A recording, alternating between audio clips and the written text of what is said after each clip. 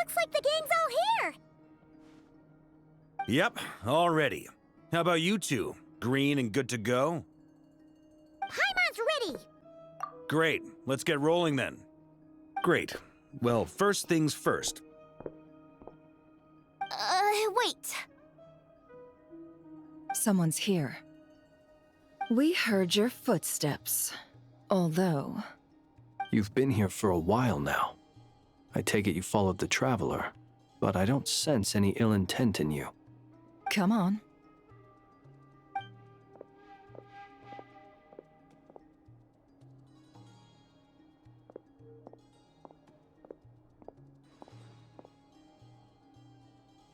I figured it wouldn't take you long to notice me.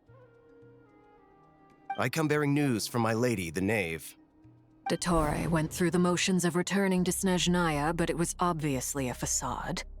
However, he has not returned to the Kuvaki Experimental Design Bureau, nor has he made an appearance in Nasha Town. Well, in that case, he'll be in his lab way up north. I always wondered why he applied for his own private pad. He was planning this all along. Tell them that Sandrone and I will go on ahead. If they still intend to pursue this matter, they should meet us at the research center in the northern tip of Nodcry. Nice of Columbina's two best friends to think of us. We appreciate the heads up. Our sincere thanks to the Fatui for your aid. Lady Damselette may have left our organization, but at least some of her colleagues remain genuinely concerned for her well-being. Not to mention that the Doctor's increasingly cryptic conduct gives us great cause for alarm. We have crossed swords many times before, but it's not personal. We're just on different sides. We don't lack humanity. And so, as fellow friends of Lady Damselette, it's only right that you should be in the know about this. Arlecchino's situational awareness has saved us a lot of trouble. I'll leave the map here with you. If you do decide to head to the research center, please proceed with caution. And remember, at least while you're in Nodcry, Lady Arlecchino's subordinates are your comrades if you want them to be. This is very accommodating of you. We can't thank you enough. Just doing my duty. I shall take my leave now. If you need us, you'll find us at the Experimental Design Bureau.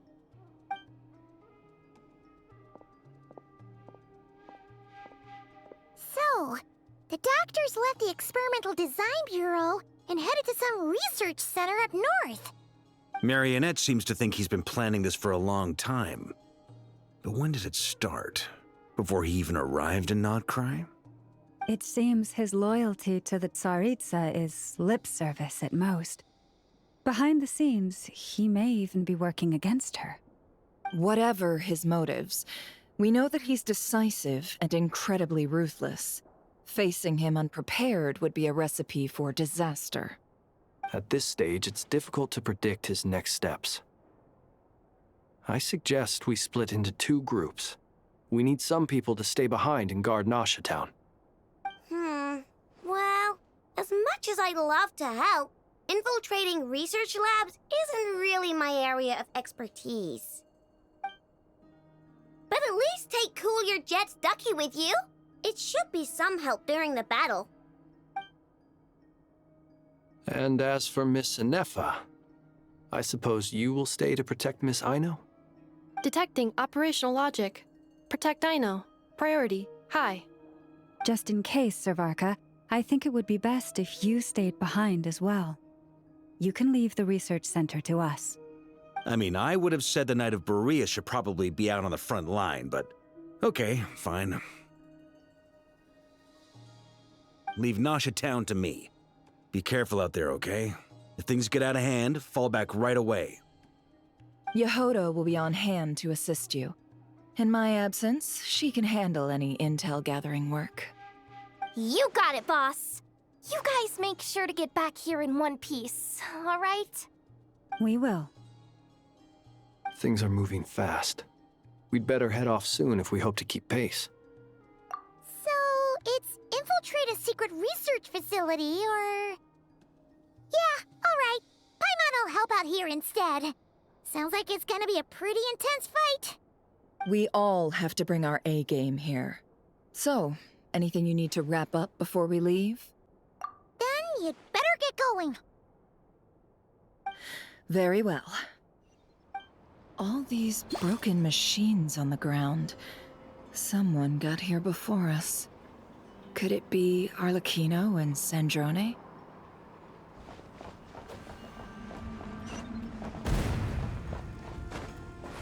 That's quite a welcome party. Get back! I said get back! Do you hear me? Why isn't it working? No! Don't come any closer! Don't!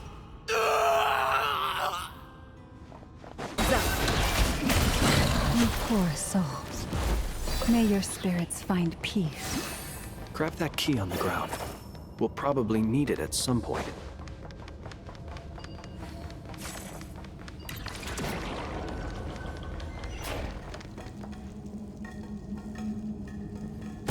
Watch out! Ugh, there's no way through. Let's go around.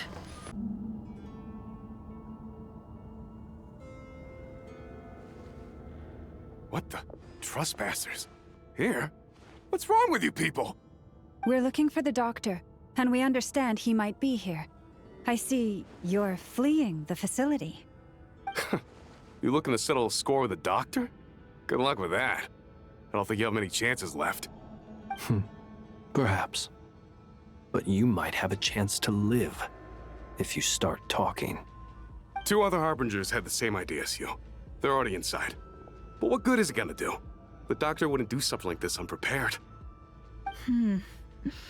Seems to me that you're not too thrilled about being his subordinate. Also, is it just me, or do I sense monsters nearby? If you'd prefer their company to ours, that can easily be arranged. We need to know what the doctor is up to. Please, if you know anything at all, tell me. This is about more than us versus the doctor. His actions could have consequences for all of Nodcry. And perhaps even your homeland, Snezhnaya.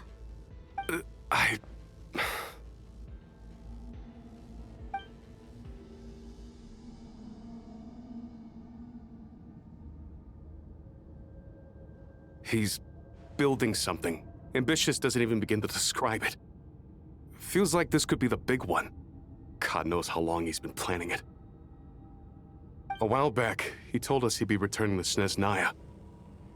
We weren't expecting him back so soon. This time he brought some gemstones with him, or something. 2 of them. The moon marrow spheres. He stole them from their rightful owner, Columbina. Oh, Lady Damselette? Last I heard, she left the Fatui. Before she went, she told us she'd finished what Her Majesty asked of her, and wished to focus on some personal matters. I remember thinking that leaving us might not be the best choice. I mean, I always looked up to the captain the most, and... Back when this all started, the higher-ups dispatched 3 units to Nodcry to execute their plan. They were led by the Doctor, Marionette, and the Damselette, respectively. I was a part of the Damselette's unit to begin with. She never really interacted with us much. In fact, she seemed sort of detached from everything. Not because she was distracted, just felt like she was indifferent to the world around her. Like she had no stake in anything that happened. She always seemed like she was staring off into the distance. Almost as if she didn't see anything worth living for in the present, so she had to look further afield. That's right. She always used to stare up at the sky. The Doctor used to stand nearby and watch her. Apparently they got along well at first, but somewhere along the way, she grew wary of him, started avoiding him as much as possible. After she left, everyone in our unit merged with the Doctor's. He's similarly indifferent to the world, except when it comes to the moons. He seems to have big plans for them. Right now, obtaining the 3 moons is his #1 priority. He even said, if he can only get his hands on 2 of them, he'll create a 3rd one himself. How would he create an artificial moon marrow? Maybe the knowledge he gained from the Hyperborean phantoms has something to do with it. Thank you for cooperating. We appreciate the level of detail. I get the sense that you'd serve under Columbina again if you had the chance. Would that be fair? No, she's no longer a harbinger. As a member of the Fatui, my loyalty will always belong to the Tsaritsa. I'm only telling you all this because I don't completely trust the Doctor. His actions do not align with the goals that first brought us to Nodcry. I understand. We'll do everything within our power to stop him. The Knaves unit is based at the Kuvaki Experimental Design Bureau. Maybe you can seek refuge with them. Well, now we know what's going on here. Artificial moon marrow. He's likely well on the way to completing it. Dottore's technological capabilities are far more advanced than I thought. I fear this could get ugly. Everyone, prepare yourselves.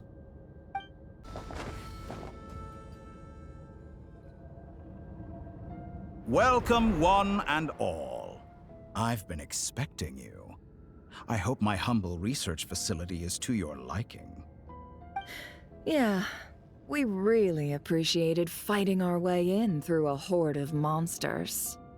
The gall! You expect us to believe you've just been patiently waiting for us? Of course I have. Should I be worried about something?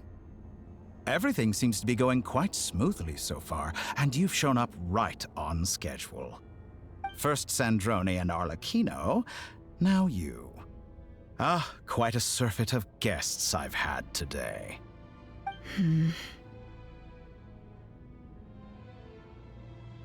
If you were looking for them, I should probably mention that Arlecchino disappeared as soon as she entered the facility. As for Sandrone, why, she stood right here only moments ago demanding answers from me at the top of her voice. Hardly out of character. She never was one for basic courtesy. But I have to admit, I was a little surprised to see her showing concern for someone besides herself. Does everyone you associate with undergo such a change in temperament? Speaking as a researcher, I have to say, it is not a change for the better. It threatens one's ability to remain objective. Well, since you ask... So you've got your hands on the moon marrow, and now you're claiming godhood. Don't you think that's a bit of a stretch, Dottore? I must protest what you are insinuating with that phrase, claiming godhood. I am not claiming anything. I am stating a fact. You're a researcher. I'm sure you appreciate the distinction between the two. Huh? Wait, you really think you're all that? You'll excuse me if I'm not being a polite little lady for you. We're colleagues. We both know what kind of person you are. By the same token, I knew you'd respond along those lines. You and I both understand that facts speak louder than words. To that end, I've had my people send you a small gift. It should go some way toward helping you understand my present position. What gift?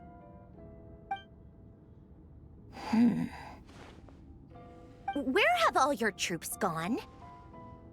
Who knows? Perhaps they are already marching toward a new world, following in the footsteps of an unknown god. As vulgar and arrogant as you may be, dear Sandrone, I have no intention of taking out my displeasure on your subordinates. They will enjoy equal rights to my own. You sent your people to the Experimental Design Bureau? That's the Tsaritsa's property. Yes, and I am very mindful of Her Majesty's instructions. But you know full well that they do not conflict with my present goals. In which case, all I'm doing is conducting another one of my experiments. Is there a problem with that? Now then, you have a judgment call to make. Am I simply lying to stall you? Or is it possible that every word I am saying is the truth? In which case, your subordinates really are in danger.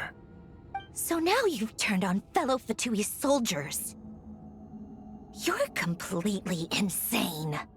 I have set a new rule for myself. Each person gets one chance. Naturally, that includes you, Sandrone. If you wish to leave, I won't stop you. We are colleagues, after all. Scumbag!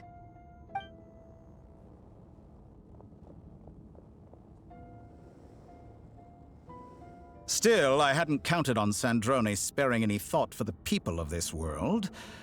Shame. I always found her self-centeredness to be one of her few better qualities.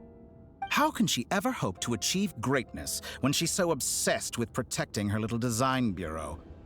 It's more than a little disingenuous to speak of achieving greatness while taking hostages. Or does honor no longer mean anything to you? Honor? I have the marrow of 2 moons in my possession and will soon complete the construction of a 3rd.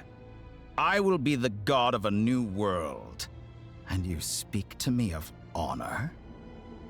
How charmingly naive. Those are sacred relics. You do not deserve them. In my view, many in this world do not deserve to be alive.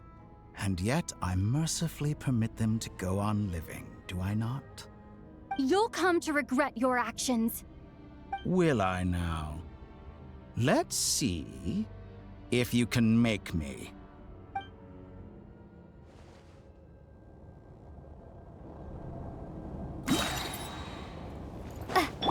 Receive my blessing for the everlasting forest. Go! Wipe out! The mystery unravels. It all falls into place. Time to come clean. Is that the best No you more can lies. do? It all falls into place. Let's see what you're made of.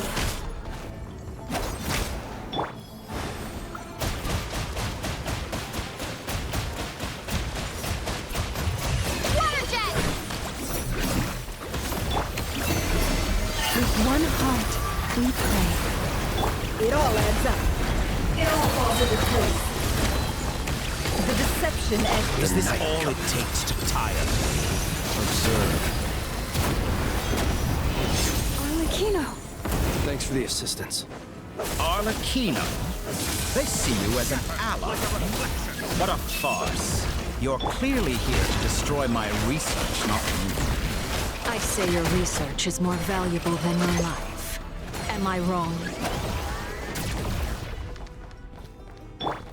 Your actions protect us. betray your fear of me.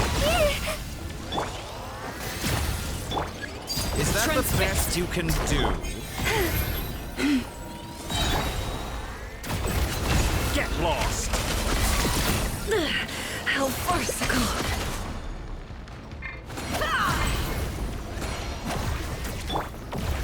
Your actions betray your fear of me.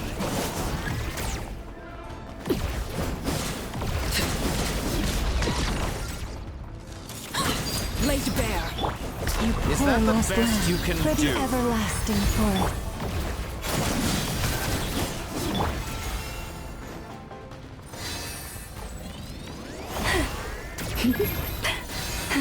Forest, protect us. Seek within.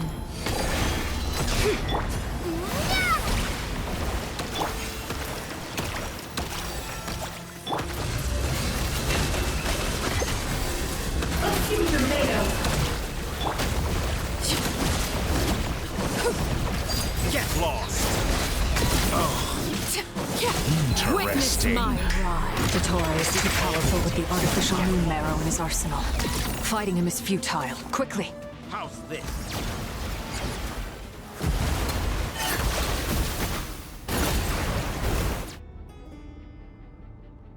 Let's go.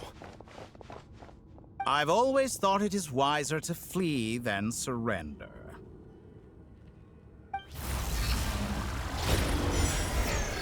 Watch out! What the? Forget about me! You should... Where's the traveler?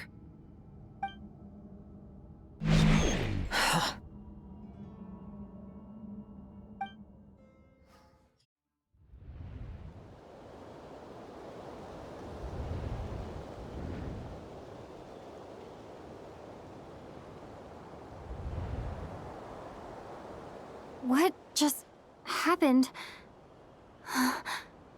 Nasha Town? How did I get here? Strange. I remember being trapped by Dottore during the battle, and now, all of a sudden, I'm here. Something weird is going on. I guess I'll start by exploring the area. Huh? Traveler? What brings you here at this hour? Huh? What are you in the mood for today? A hot dog? Or something else? We've got some special discounts at the moment. Want to see the menu?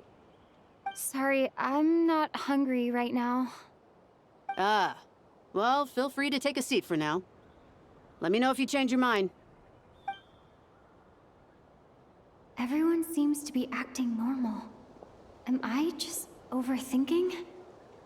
Oh, darling, look who it is. One of our regular customers. Get the traveler something to eat, would you, dear? Wait. Why is he talking like that? Well, I'd love to, but can't serve a customer unless they order something. Anyway, I take it your business is wrapped up? Yes, thankfully. It was a long trip, and it's left me feeling pretty exhausted. But the upshot is, I won't have to leave again for a good while. We can have some quality time to ourselves. Wait. These two are a couple? I see some kids around too. I didn't know they had a family. Hey there! I haven't seen you in ages! What's keeping you so busy? I've been looking forward to playing with you again.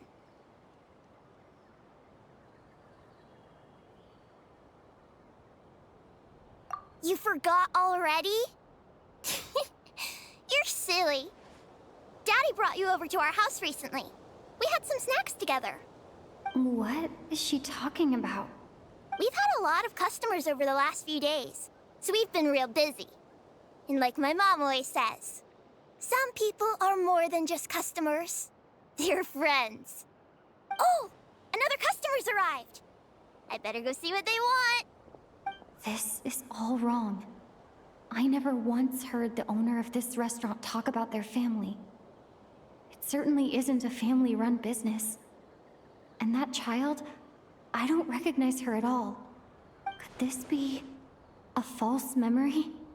Very good. I knew you had it in you.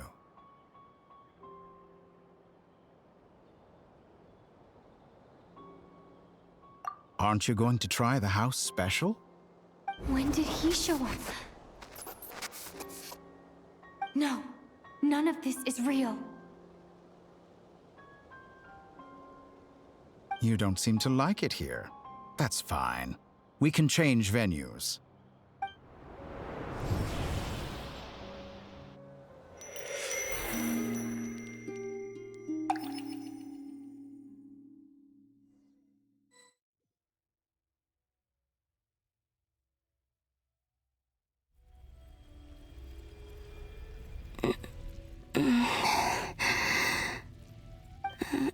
I'm still alive. Where is this place? It took all my strength to open the moon gate, and then I leapt into it. So this is the moon's reflection? The mysterious realm beyond the gate?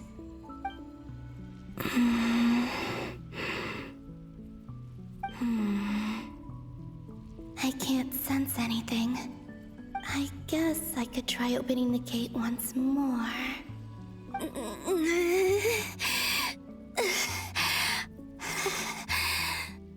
No response. Maybe this space can't be opened from inside. If this was the space that killed both Revier and his lover, then why am I unscathed? Or... no, I'm not unscathed. Even the air here feels frozen in place. There is nothing here with which I can restore my power. I should conserve my strength and proceed with caution.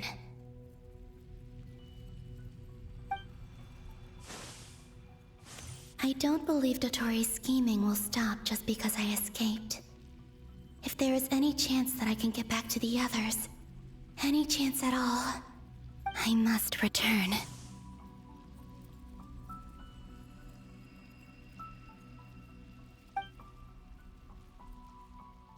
Emptiness. Silence. What is this place? Or maybe the real question is, what is it for? What's this? Looks like it responds to my power.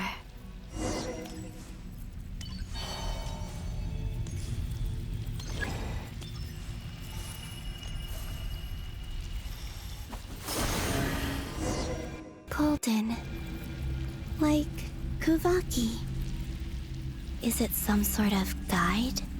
And why does it feel so familiar? I might as well follow it.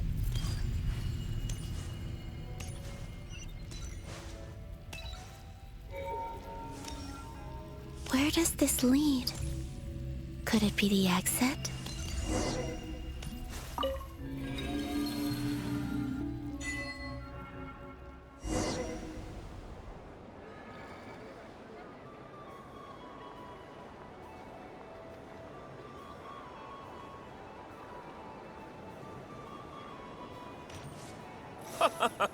Welcome home, Moon Goddess.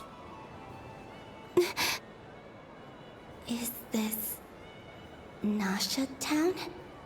But isn't Moon Prayer Night over already?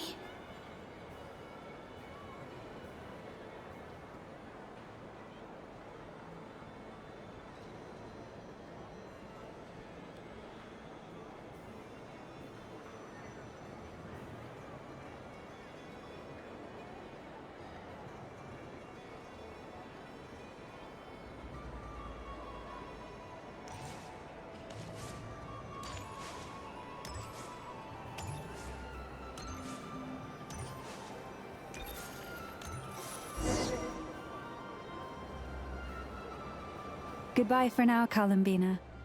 I hope you have a wonderful night. I will. Llama, everyone else, and me? Are these my memories?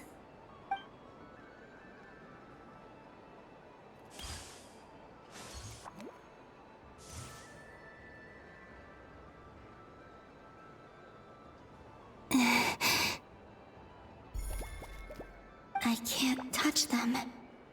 It's as if we're separated by some impenetrable power.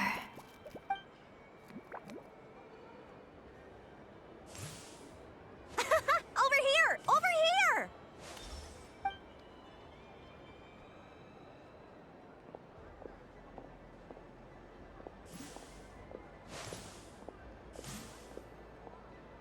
But the people in these memories pass right through me. Just like when I disappeared. If only I had known what would come to pass after that. Even so, I should still take a look around. Just being back here, it gives me the strength to keep going. Welcome home, Moon Goddess. Oh, you're the genuine article. Alice was right.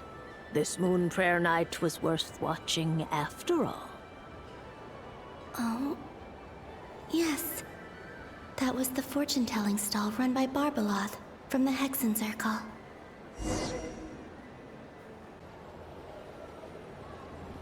Please, draw the first lunar arcana. This represents destiny and is the foundation for the divination as a whole.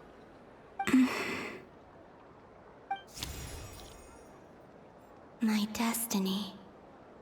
I believe the card I drew was the moon. Now that I think about it, Barbeloth's divination was absolutely right. It's almost time to draw the last card. The one that represents the future.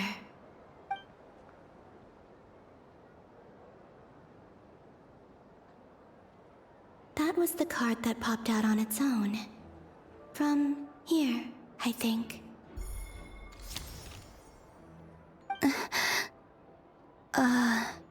Kuvaki pulse?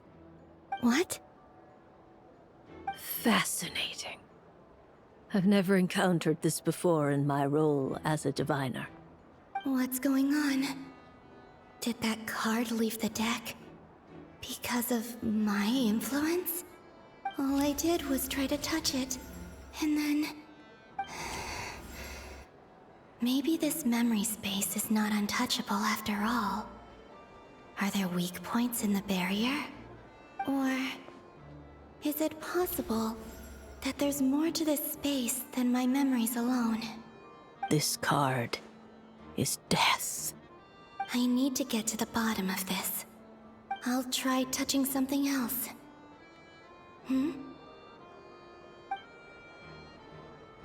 Is this... the wind? No, it's gravity. It's pulling me outwards. No, Traveler!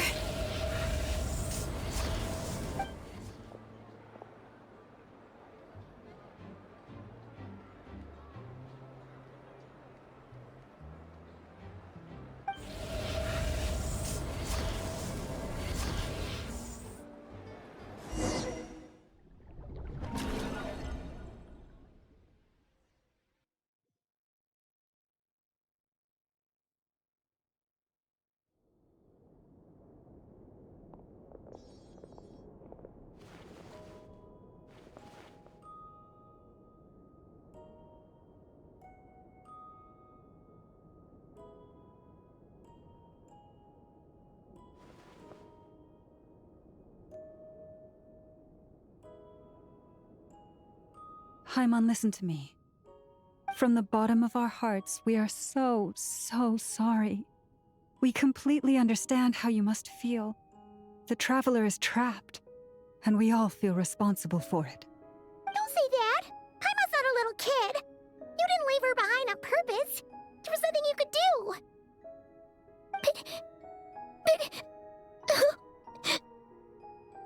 She's all alone in there! What if something happens to her? What are we gonna do then? We've barely spent any time apart since we met. Is she gonna die? We must find a way to rescue her. We were all involved in the operation where she was captured, and we do not abandon our comrades. That being said, it won't be easy. Through conversation with the others on our return, we've arrived at a basic idea of what we're up against. Dottore's lab has clearly been in operation for a lot longer than we realized. We found many monster samples stored there. In all likelihood, they were materials he used to research his latest technology. We also know that through his contact with the phantoms of Hyperborea, he gained knowledge about the moons and certain Hyperborean technologies. Using this knowledge, he then fashioned an artificial moon marrow to serve as a replacement for the frost moon beyond the sky. Unlike Columbina, Dottore is not being rejected by Teyvat. And even with 2 of the 3 moon marrows, his power far exceeds all of ours combined. Once his 3rd moon marrow is complete, Dottore will have completely seized the authority of the 3 moons. Teyvat's most primordial powers will then be in his grasp. Does that mean... I'm afraid so. No one could have predicted this level of insanity, not even from Dottore. And unfortunately, his insanity is coupled with an intellect and ambition that not even his peers in the Fatui can match. This is dire. Sounds like the world is done for. The 3 moons' authority can influence the very fabric of time and space. I dare not imagine what a monster like him would do with that kind of power. The trouble's already begun, I'm afraid. On our way back, we discovered that part of Nodcry is being enveloped by an unknown energy. We cannot ascertain what is happening inside. I'm convinced this is Dottore's doing. Not that there's any way to prove it. The issue is, we have no idea what his intentions are. The only thing more frustrating than facing down evil is knowing that it will surely come, but not knowing when. The Doctor is guilty of numerous crimes at Mondstadt as well. One of our knights, well, former knights. His father was murdered by Dottore. His ideology and methodology are a danger to everything in his path, from individuals to entire nations. He does not feel guilt, even when he acts against his own people. He doesn't see them as his own people, that's why. People like him see everyone else as beneath them. Right. He views other people only in terms of how they can benefit him. That's the basis of all his social connections. Granted, he's hardly the only harbinger to pursue their own interests. We all do. And Her Majesty is gracious enough to permit it. Still, her mercy has its limits. Dottore's actions have gone beyond even what the Fatui could have imagined. Usurping divine authority to become a god. For a servant of the Tsaritsa, that goes beyond being disloyal. It's treason of the highest order.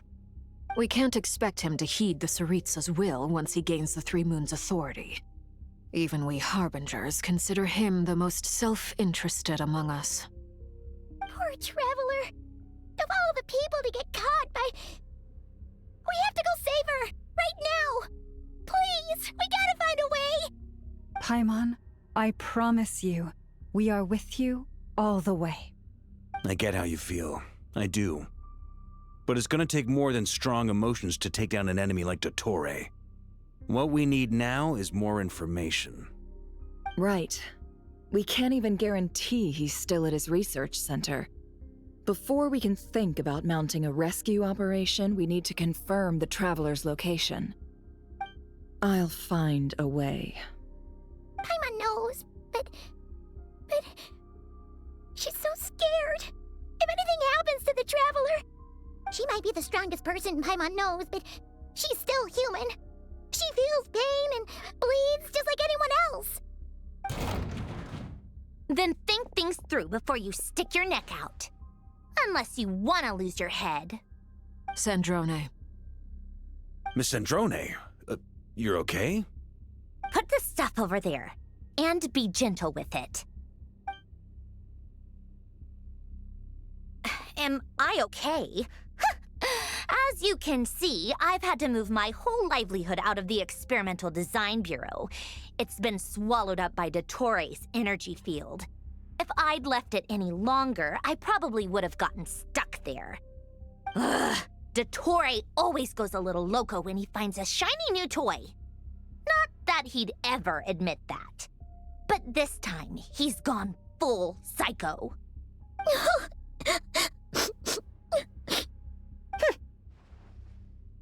Just go ahead and cry already. Sorry. Paimon's not trying to make a scene. It's just... She can't. Oh, Paimon. Let it all out. There's no shame in it. When you're overwhelmed by fear and despair, crying can help get it out of your system. You'll feel better for it.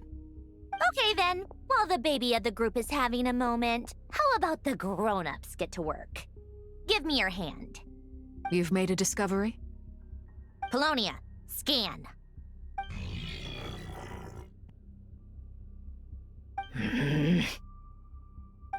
You, hand, now. Oh, I thought you'd never ask, my lady.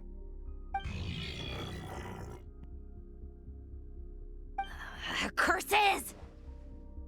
You're next, then you.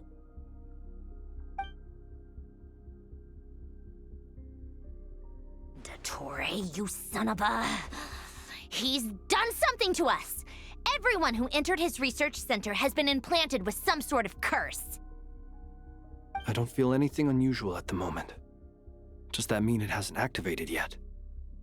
Is there a way to figure out its purpose and what might trigger it?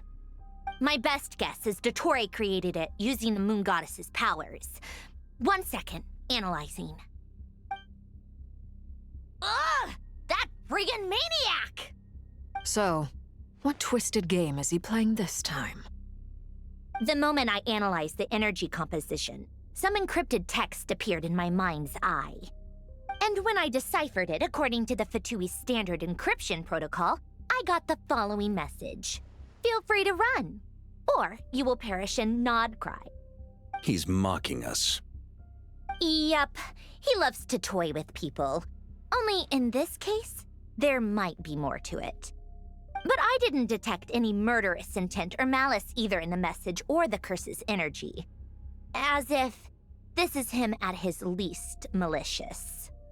Or perhaps all people are cowards in his eyes. Maybe he thinks the threat alone will be effective. What a despicable person. And he has the Traveler in his grasp.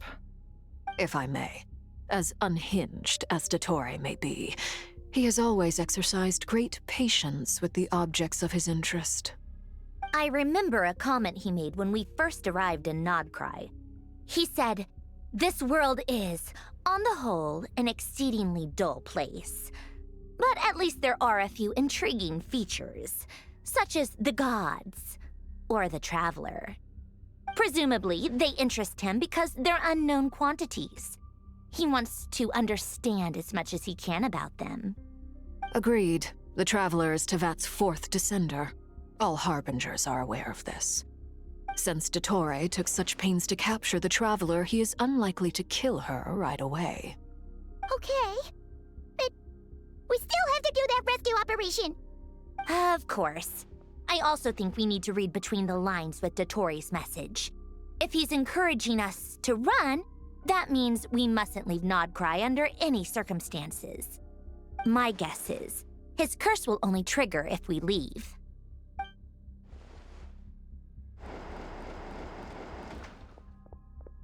We've discovered multiple energy fields. Albedo is still attempting to analyze their structure. He told me to report back first.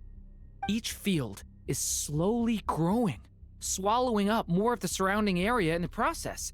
And the pace of their expansion has increased since we first examined them. He's probably trying to swallow Nodcry whole. His nefarious ambition knows no bounds. If this continues, the whole of Tevat will be in trouble, not just Nodcry. The loss of Columbina could not have come at a worse time. Do we think she's truly gone for good? She entered the space beyond the Moon Gate, knowing what became of Rerir and Thalindus. I'm sorry, but I fear the odds aren't good. Don't be ridiculous. If I know her, she's busy finding a way back as we speak just so she can annoy me. She isn't dead. Whatever has become of her, the fact remains that we are two comrades short on the eve of a decisive battle. We need to find out the Traveler's location. But there is also other work to be done. Agreed. Whatever Dottore's planning, we have to get the local populace somewhere safe. So, as well as a rescue mission, we have to organize a mass evacuation at the same time. It would be best if someone could approach leaders of neighboring nations and negotiate emergency asylum for Nodcry's inhabitants. Can anyone handle that? Snezhnaya is one option. I'll see what I can do. This would be so much easier if the Traveler is here. No!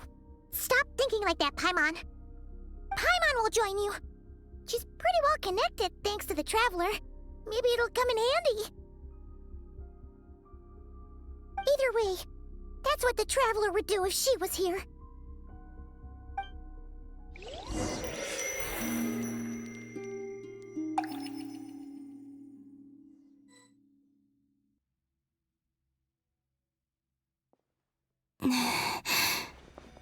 Back here again. That gravitational force that pulled me back. Is this where it came from? When I saw that memory of Moon Prayer Night, I think I influenced reality. Was it just a coincidence? Or... if only I could have sent the others some kind of warning on Moon Prayer Night. Maybe we could have stopped Dottore. I feel... so heavy. Does entering that space consume a lot of energy? Well, even so, I have to keep moving forward. Back back to emptiness and silence again. I should try and find my way back inside that memory.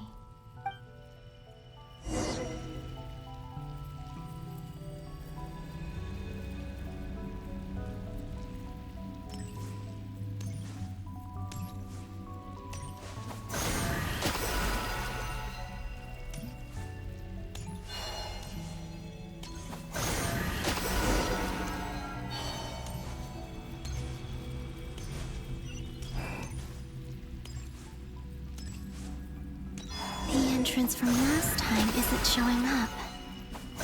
What am I missing?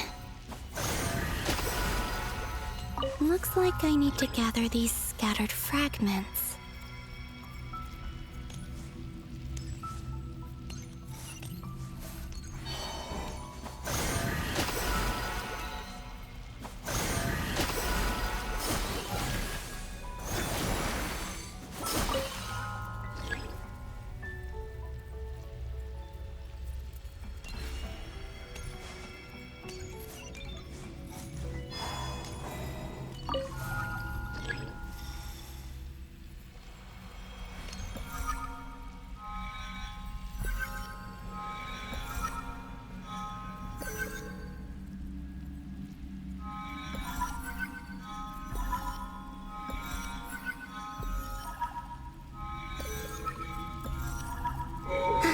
It worked! Hopefully I can stay inside for a bit longer this time.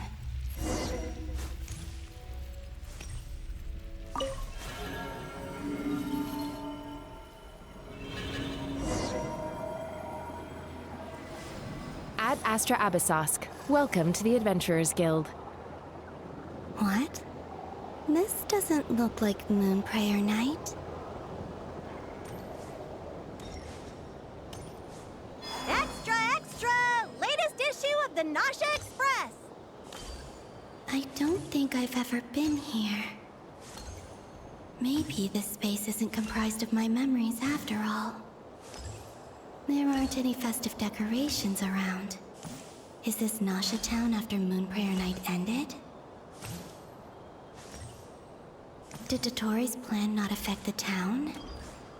Or is no one aware of what happened because he used the Three Moons' authority? Let me see if I can influence anyone else.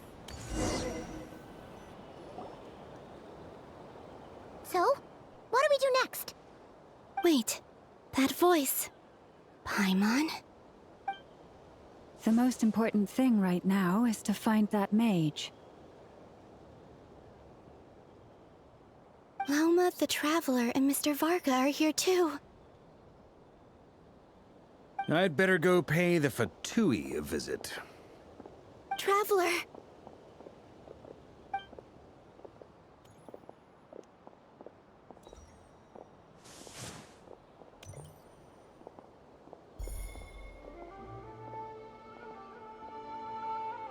Huh?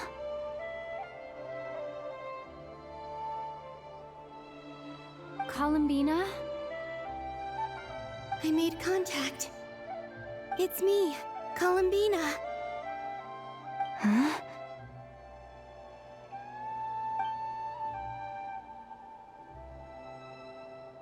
Traveler? Let's go! This is no time to be spacing out! Huh? Huh? Wait a moment. This has happened before. Huh? This is what happened when I disappeared. I stood right over there, thinking that no one would ever find me again. It was only when she called my name that I decided to follow them. But did she turn around because she sensed my touch just now? Is it really possible that from in here, I can change the past? If I keep following them, maybe... Huh? It's that gravity again.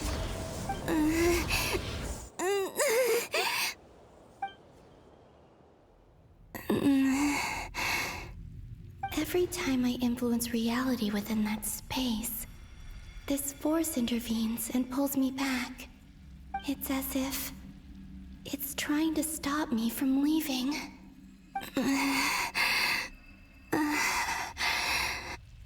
I'm getting weaker and weaker. I'll just have to try another approach next time. Come on, Columbina. Keep going. You have to tell everyone what happened.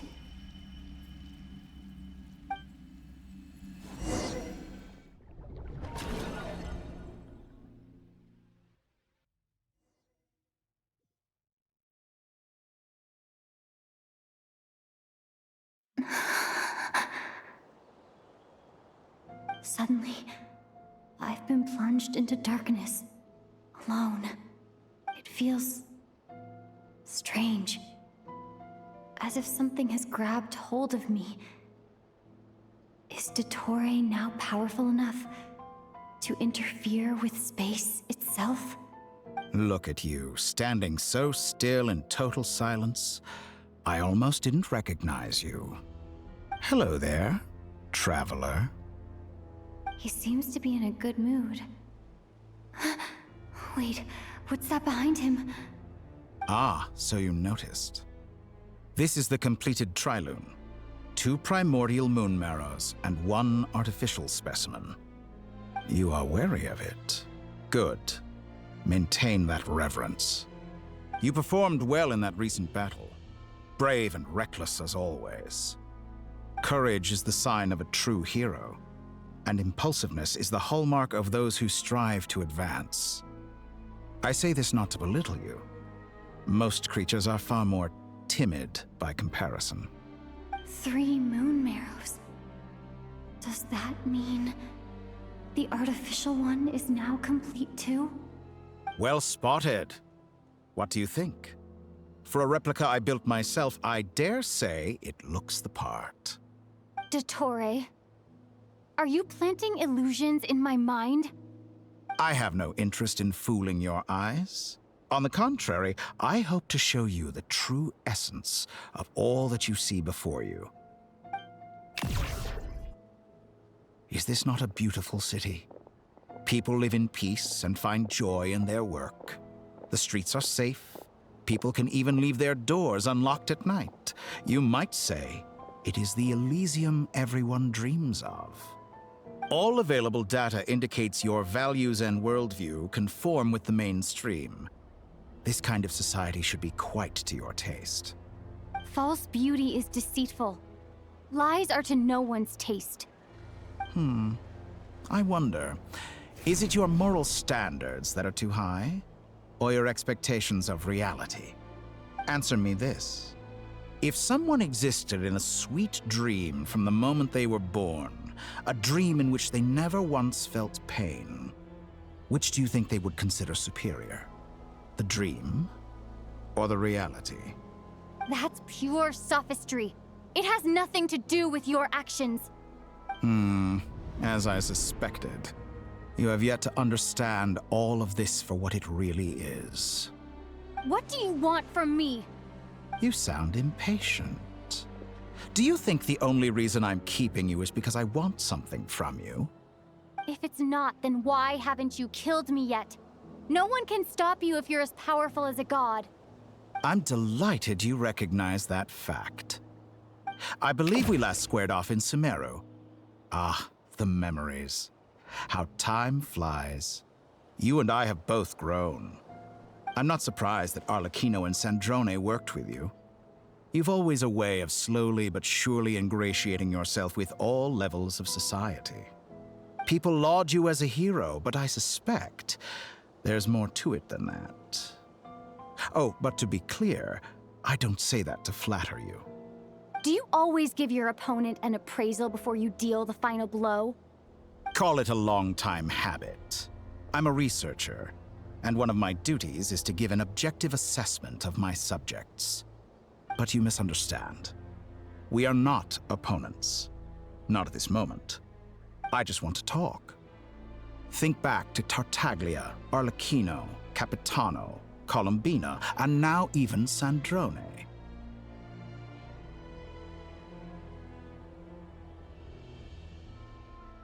You've worked with each of them in the past. I believe you can work with me as well. What makes you so sure? Well, why not? Should the good associate only with the good and the bad befriend only the bad? I like to think we could have a more mature relationship than that. Surely you don't think all your relationships are grounded in friendship or shared ideals? People come together because it benefits them to do so. If you think of the people you admire, you must surely admit that they have provided some benefit to you. Morality, ambition, dreams. People have plenty of words to embellish the nature of their relationships. But once you break free from those ethical frameworks, you will see that the only thing connecting the two of you is mutual benefit. And that is what I'd like to talk to you about. We're finally getting into it. He's probably been planning to kidnap me for a long time now. But for what exactly? He has the authority of all 3 moons. I won't be able to gain the upper hand in a fight. Best if I pretend that I'm willing to negotiate for now. You say you're a god, but you also speak of mutual benefit. What could a god want that the 3 moons cannot provide? Excellent question. But before I answer, I would ask you the same thing. Gaining Columbina's allegiance was a rare and extraordinary feat. But the Moon Marrows are now in my hands, and I have the edge over her. For this artificial moon is not being rejected by Tevat. Her identity and lineage may have been a thing of glory in the old world, but they were also shackles that prevented her from ever integrating into Tevat. I, on the other hand, you may view me as a thief, but I have overcome that limitation.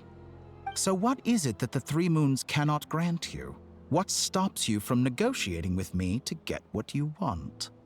I don't make deals with lying psychopaths. That's quite an accusation. Are you expecting me to get angry with you? Well, this is one aspect in which my personal growth has served me well. In the past, my less mature self might have been disappointed, perhaps even angry, over a small setback like this. Like when you and Lesser Lord Kusanali joined forces to oppose me, for example. But things are different now. Just as the rich do not quibble with the poor, I no longer find myself perturbed by these trivial affairs.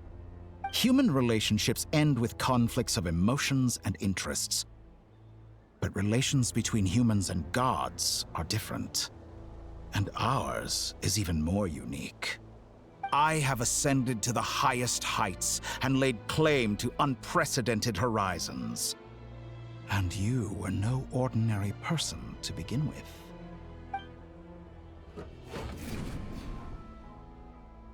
Allow me to show you the world, Descender.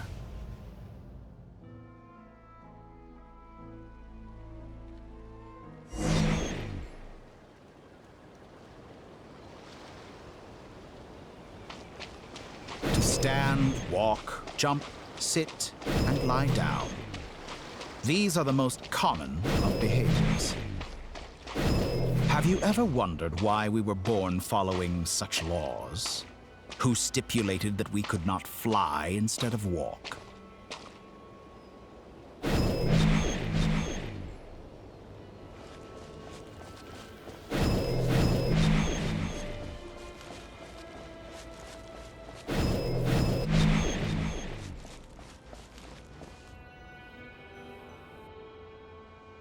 Someone of your talent and experience must surely know of the 4 great rulers who serve the heavenly principles.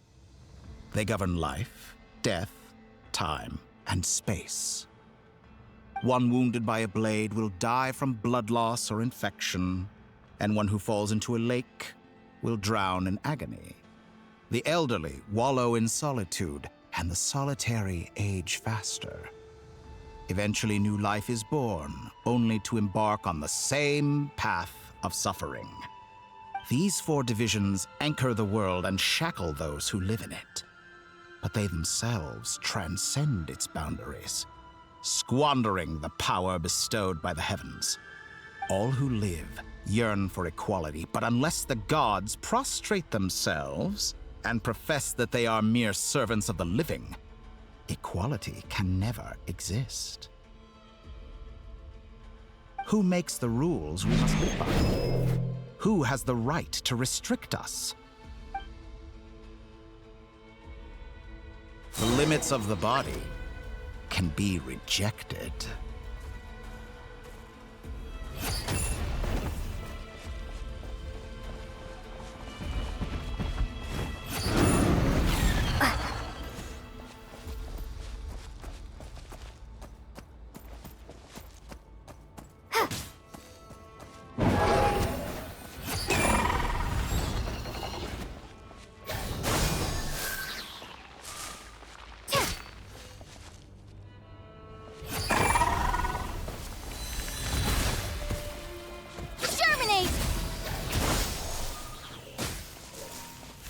How does it feel to be among those with absolute power?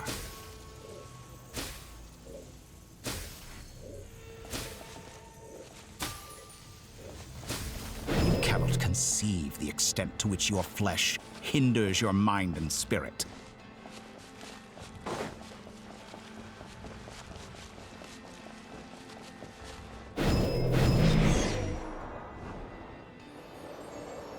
Only by discarding our useless, primitive eyes can we perceive a new world. How narrow-minded we all were in the past. Why should the final answer of the world not be the power that predates those of life, death, time, and space? The power of the Trilune. Through it, I have glimpsed new experimental possibilities. Nature suppressed, authority exiled, souls controlled.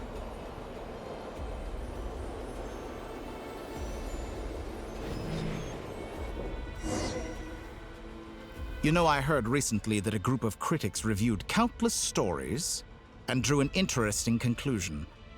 They found that it is more often than not the villains who strive tirelessly to push the boundaries of progress. In fact, long before this, someone voiced a similar idea in an academia editorial. I felt a great affinity with this perspective. I have never been afraid to step up and play the role of the villain. Fanatics are trampled down for their transgressions, and those who transcend are rebuked for their audacity. And so, the majority of creatures are too timid to follow my lead. But all sacrifices made during my experiments have been worthwhile, as you can now see. I can offer you something new, something unique, precisely because I am a villain. Think about it. We are eternally bound through mutual interest.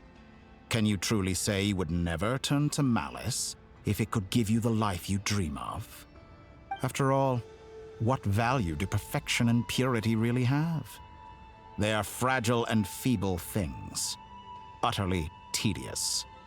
I say, better to be governed by a flawed humanity than a gnosis.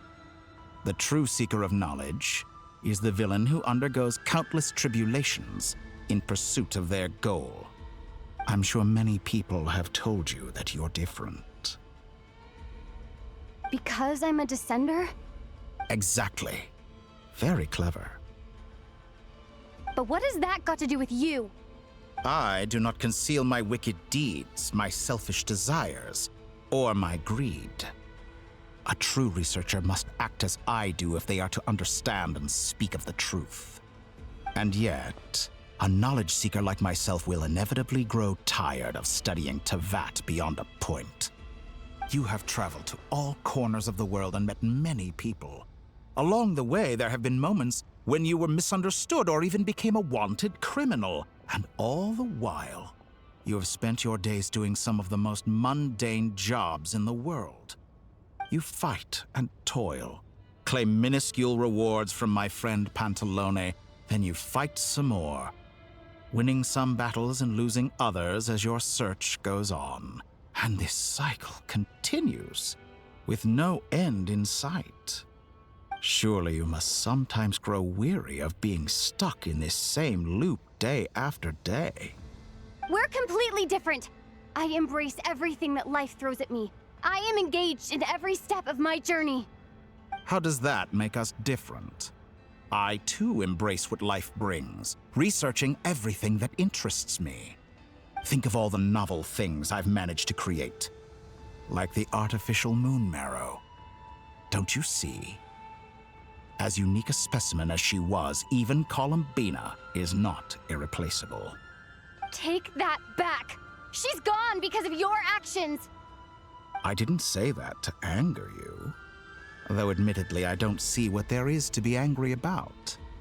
Anything Columbina could do for you, I can do better.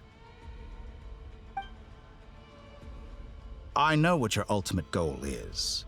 You wish to walk the path your brother walked and seek answers from him at the end of that journey, don't you? Someone like you could never understand what it feels like to care about another person the way I care about him. Perhaps not. But that doesn't mean I can't help. I could find your brother right now, bring him before you, and make him give you the answers you seek. Don't be so presumptuous. You'll never begin to understand the situation between us. Oh, no. This is no presumption. I'm only offering what I know is possible with the power of the Trilune. But it seems like you would sooner continue with your journey through this world. Why? Do you truly desire this journey? Or is it simply a necessary process from which you cannot escape? Think of all the time and energy you have spent, everything you've had to endure just to make it this far. Is this really what you want? Or has your hand been forced by the promise of that final answer? Yes, you have made many friends. But do they ever spare a thought for the void in your heart and what it yearns for? What you want is not friends. It is family. But do they know this? I, on the other hand, am far more considerate. Join my experiment, and in return, I will bring your meaningless journey and all its struggles to an end. This is a malicious attempt to manipulate me. But at the same time, he's stating some very human truths. Of course, he's right about my predicament. How can I deny it? I have faced ungrateful strangers, never-ending troubles, an endless quest for answers. I want to see him. After everything I've been through, words can't describe how much I miss him, how much I want to be reunited with him. Wherever you are right now, do you miss me too? All right, everyone. Our next mission is clear. We need to contact all the major organizations, explain the situation to the public, and then begin the evacuation. The residents of Notcry are quite dispersed. The two most populated areas are the Southern Isles and Pyramida. Miss Lauma, I will leave Hisi Island and Nasha Town in your hands. I will liaise with the Fatui and Pyramida. Agreed. We will reach out to Natlan and Snezhnaya. Anyone found north of the Experimental Design Bureau should follow the Fatui to Snezhnaya. As for those dwelling south of that line, I will ask the Voynich Guild to help persuade them to leave. Then I, Mr. Varka, and the Frostmoon Scions will escort them to Natlan. The Voynich Guild has dealings with the Curatorium of Secrets. I will send them a letter vouching for your credibility. Yehoda, you should help Lauma. This is too big of a task for one person. My wish has come true. You're willingly lending me your most capable employee for the day. Well, good for you if all this only takes a day. Of course, if it takes any longer, I'll be charging a fee. Boss, wait! Don't I get a say in this? Oh, I'm sorry. Something to add, Yehoda? Well, no one's more important to me than you, boss. And remember how Lauma healed your eyes after that big battle? I think that's worth at least 2 or 3 days' work for the Frost Moon Scions. Are you completely incapable of acting in your own self-interest? Or do you simply devalue your own labor? Are you sure you don't want to come with us? Who will see to our other work if we're all busy evacuating residents? Sandrone insists that Columbina is still alive, and we have a traveler to rescue. There's much to be done. But boss, I'm just worried that... Well, Nefer, I'll link up with you once my tasks are complete. What makes you think I'd need you to do that? I'll need it. And considering the way you approach certain matters, I think you'll be better off with me present. That's quite enough. Just focus on your work first. I bet we're in for an uphill battle here. But we can help out too. Inefa and I are gonna help Nasha Town's residents carry their stuff. Loading schedule. Store essential local research data and technology samples, then escort the people to Natlan. Understood. I will execute this to the best of my abilities. Great stuff. Thank you, ladies. I've contacted the Lightkeepers. A colleague of mine will join us shortly. I will persuade them to conduct a thorough search of the region to ensure that no civilians get left behind. As for me, I guess I'll be making an early return to Sumeru. I think it's important that someone informs the Dendro Archon of what's going on in Notcry. Roger that. Someone should inform Mondstadt, too. Mr. Duran, can I trust you to handle that? I think you fly faster than any of us can run. As an added incentive, get there fast enough and I'll see about getting your gliding exam waived. Really? Ha! Mission accepted, sir. I intend to stay behind and help Miss Sandrone with her research. She has some alchemy-related questions that she'd like me to explore. She recognizes your expertise, then. I wish you a fruitful collaboration. Thank you. In truth, I was surprised to hear her express an interest in subject matter outside of machines. I believe she has been investigating some Fontanian technology recently. She made a point of bringing the relevant materials with her when she left the Experimental Design Bureau. She's sorting through everything in her room as we speak. I should mention that we have one other friend who isn't present. He hasn't made his position in all of this clear. But if we know anything about him, he's likely investigating on his own. Paimon's been very quiet today. But I know how close she and the Traveler are with the Natlanese. She should come with us to the border. Okay. Paimon will do her best. Make sure to heed Sandrone's warning. Many of us have been cursed by Dottore. As such, under no circumstances should anyone cross national borders. Remain within Nodcry. That aside, personally, I have faith in Columbina. Things look grim, sure, but who knows how it'll play out. Same goes for rescuing the Traveler. Both of them are important allies and friends. We'll be counting on you to gather intel on them, Miss Nefer. Oh, wonderful. You're all here.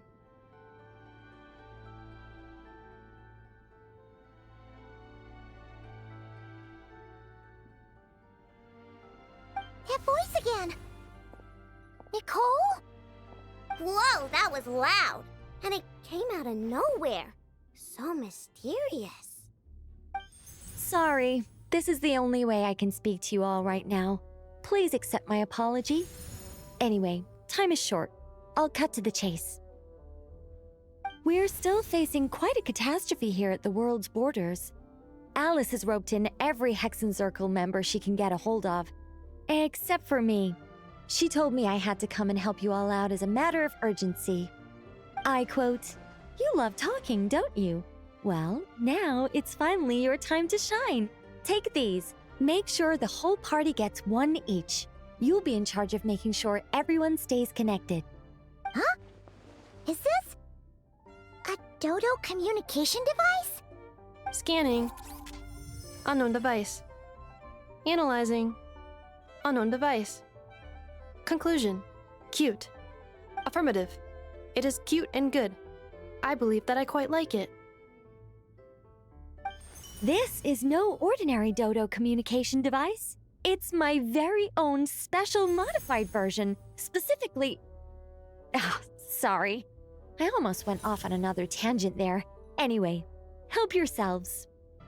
It will allow us to communicate over long distances within Nodcry. No more worrying about shuttling messages back and forth. What astounding technology. Am I right in assuming that it relies on your personal abilities to function, Miss Nicole?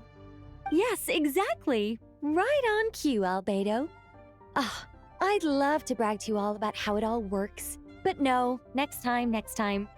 Anyway, I'll be right with you all, serving as a communication hub. That's all from me. Head off as soon as you're ready. I'll be staying here to keep watch, and I'll be sending you my blessings.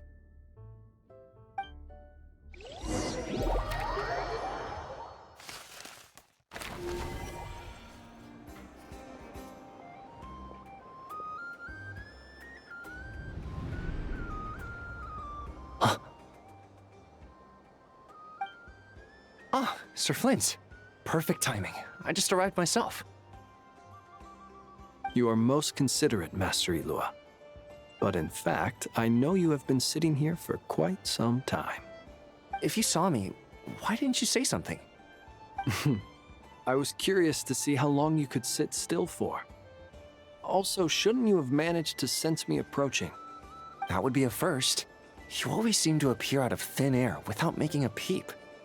Also, how many times do I have to tell you not to address me as master? I don't qualify. I beg to differ. Why should a young man so well versed in social graces as yourself not be worthy of that title? Please, Lord Flint's... Sir Flint's. I'm begging you, don't flatter me into complacency like you do with everyone else. You understand me better than most. My newest acquaintances tell me I love complimenting others. What do you think? I think they don't understand why you do it. You just love puffing people up till they're a big, happy ball of hot air that floats away into the sky. In all sincerity, I can only hope that they bring good tidings when they come back down to Earth. Is the situation that bad? We just held a strategy meeting. Let me fill you in.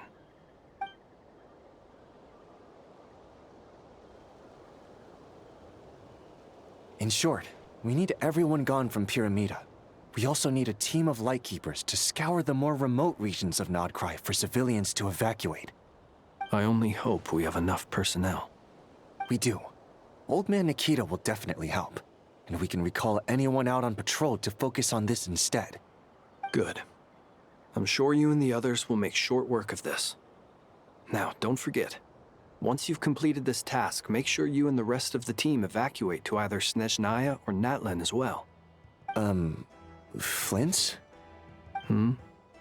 If you've got something to say, Master Ilua, why not guess what I'm thinking right now? You mentioned that you have something else to deal with later. How difficult is it going to be? I doubt it will be easy. I know you're a Lightkeeper, and it's your duty to protect others in times of crisis. But I have a feeling that you'll be walking into grave danger. However bad things have gotten in the past, Nodcry has never faced a mass evacuation before. But from the sounds of it, you don't intend to come with us.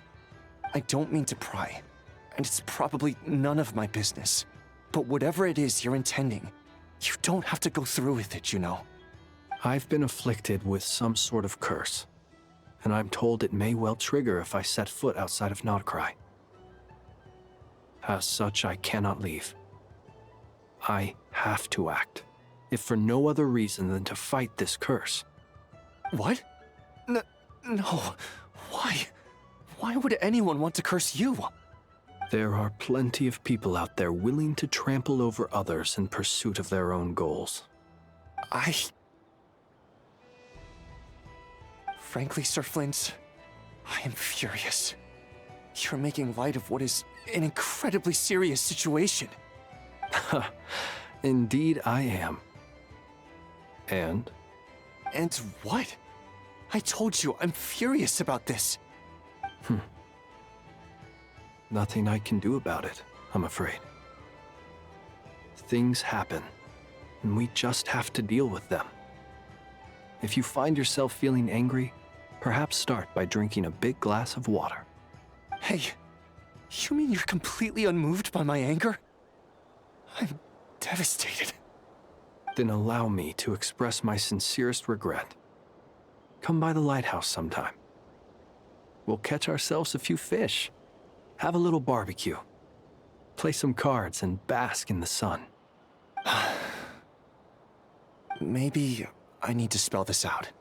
Lean in a little, Flint. Oh my, this doesn't bode well. Word is that you were caught up in a real horror show recently. People were amazed that you returned safe and sound. They've been debating whether you're even human. I've returned safe and sound from plenty of crises. When you say people, do you mean other people? Or do you just mean you? Fine. I'll be frank. You're not human, are you? Heavens. Now that's a horrifying thought. You know what? Forget it. We'll revisit this once it's all over. A sound plan. Albeit a little ominous sounding. Just promise me you'll come back in one piece, all right? For you, Master Ilua. How could I refuse? Also, please pass my regards on to our colleagues. Tell them, thank you all for your assistance.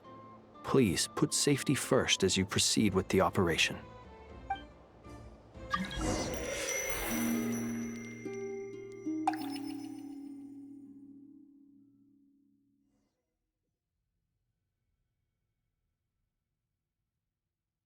I have to keep searching for a path toward reality.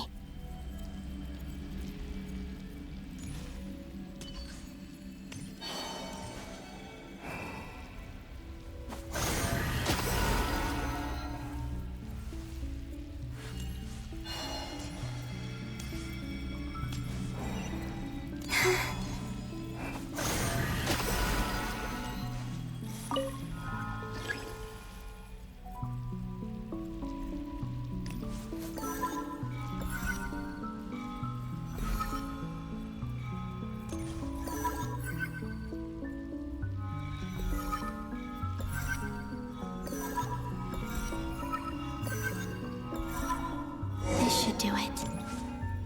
The last 2 times I tried to influence reality in this space, it consumed a lot of Kuvaki. I'll try and be more careful this time. I need to leave key clues behind using less power. I hope everyone still remembers what I said on Moon Prayer Night.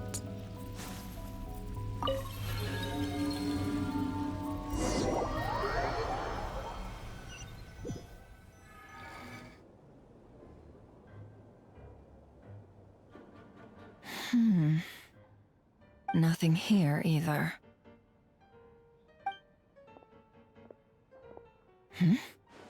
Flint's? Ah, Miss Nefer. What are you doing here? Unless... I just spoke with Itlua about arrangements for the search and came for a walk nearby. As for you, why would... It appears we think along similar lines. And neither of us likes to accept things at face value. As well as figuring out how to gather intel on the Traveler, I wanted to confirm some of my own suspicions. Also, we'll need to bring a lot of force to bear against Ettore, even if we're only looking to rescue the Traveler. We can't leave anything to chance. You don't think Columbina perished either, do you? I'm merely considering the possibility that she survived, just as you are. How much can we really know about a deity like her anyway? Do you remember what she said on Moon Prayer Night? About using moonlight to send messages to us? Of course. I think that's why we're both here. Where have you checked so far? I've been focusing on the outdoors. Anywhere the moonlight shines. I checked most of Nasha Town, but didn't find anything. I checked the Curatorium of Secrets and a few rooms where I thought I might find some leads. But no luck here either. The only places I haven't looked yet are the rooms in the flagship. But process of elimination isn't the only thing that brought me here. Oh, really? What's your other reason? After all that build-up, our mystery ally never showed up even once!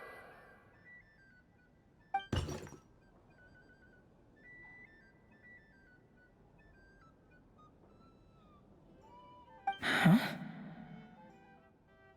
Am I imagining things?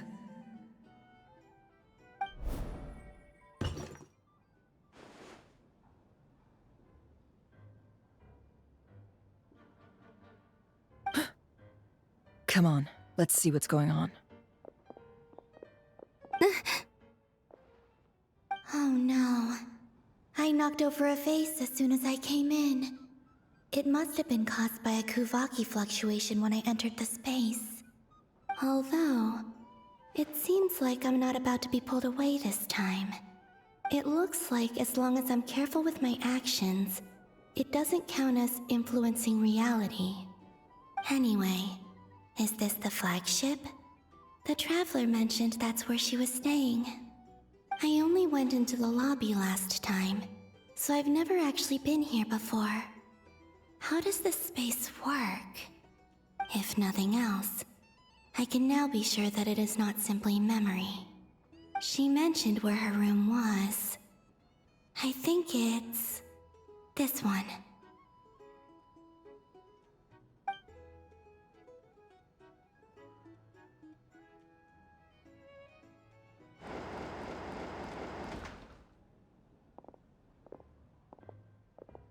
The door is closed. But if this is anything like when I disappeared, then maybe...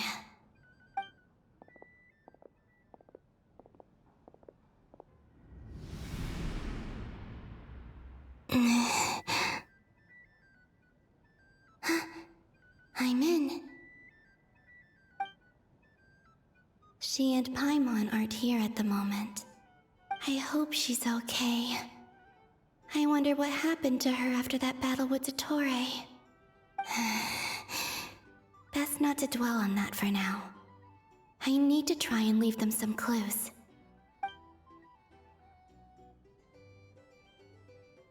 Please, Traveler. I really hope you find this.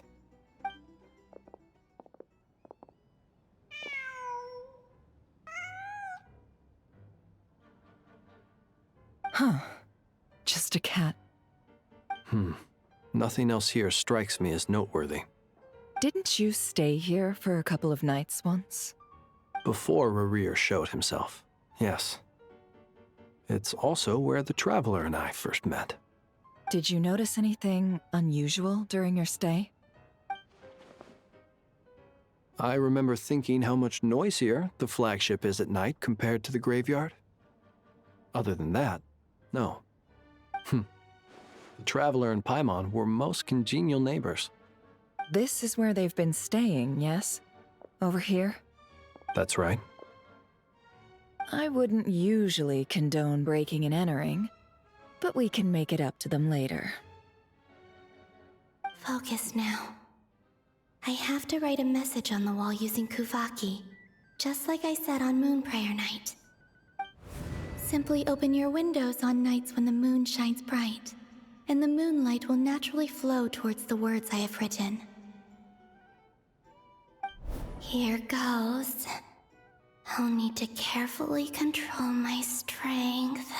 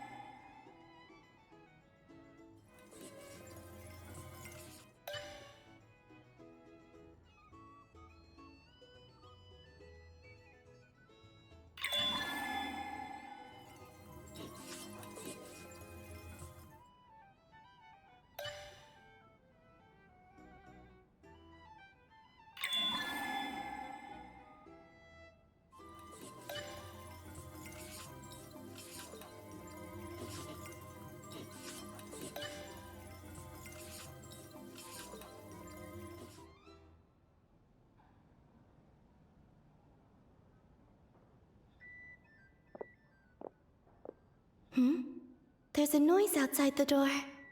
Is she back?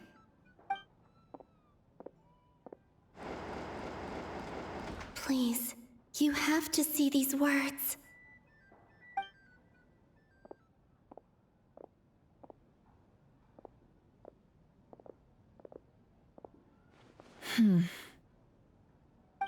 Well, do you sense anything? Unfortunately, no. And this place was our last chance. Not necessarily. We've only looked in Nasha Town so far. Miss Columbina said she would leave messages at her friends' dwellings. It's still worth checking where Miss Lauma lives and where I live. Let's try and make some time to look into those then. Wait.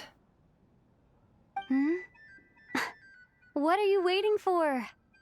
Oh, Paimon might have overeaten slightly. What's that look for? This is a victory feast. It's normal to eat a little more than usual. The Traveler in Paimon. It's really you. But why are they talking about a victory feast? Huh. You worried Paimon sick while you were out there fighting Rare. So this is your chance to make it up to her, alright? Wait. So this is the night after the battle against Rare. How did I end up here?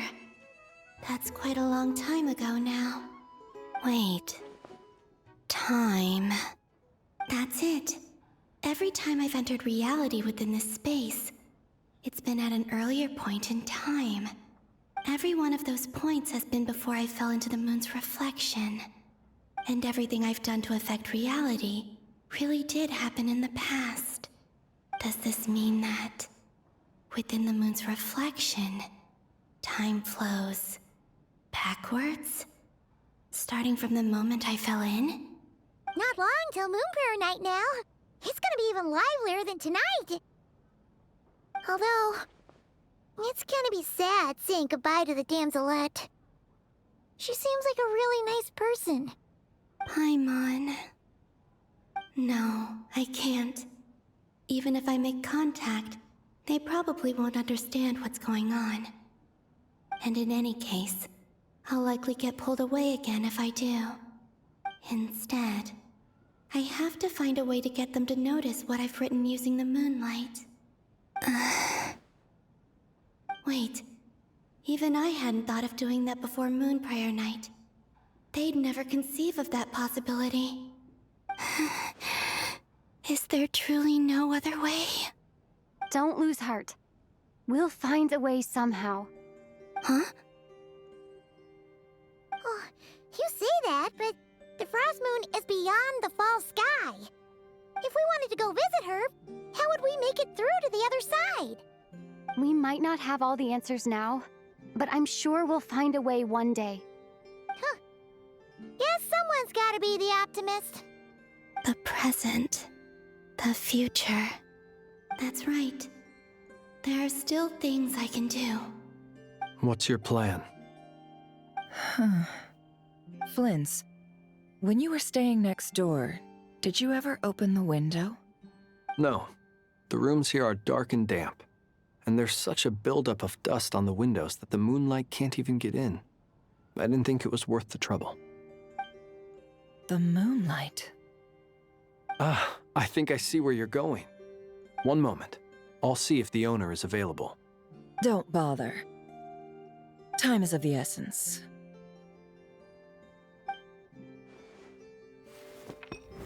Time.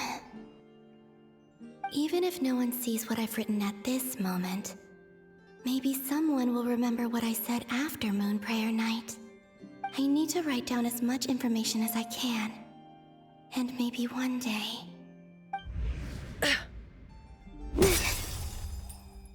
Huh? What's up with you? You can't even hold your cup steady. Are you getting tired? A little. Well, you should probably hit the hay then. You've had a really tough couple of days for you.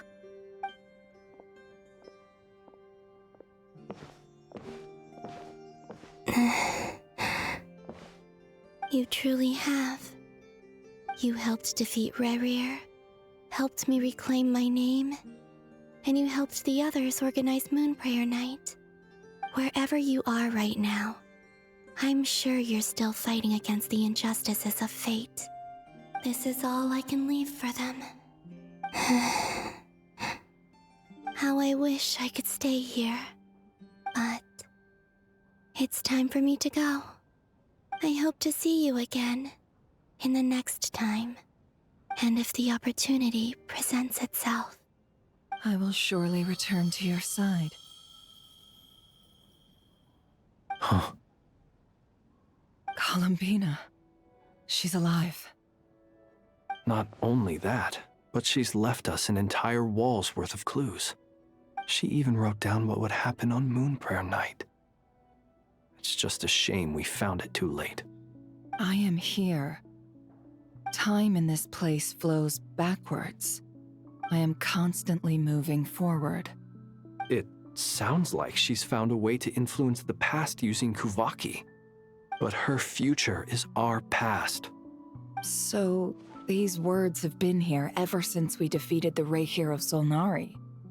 We just never discovered them. Which came first, the chicken or the egg? Do you ever mull over questions like that?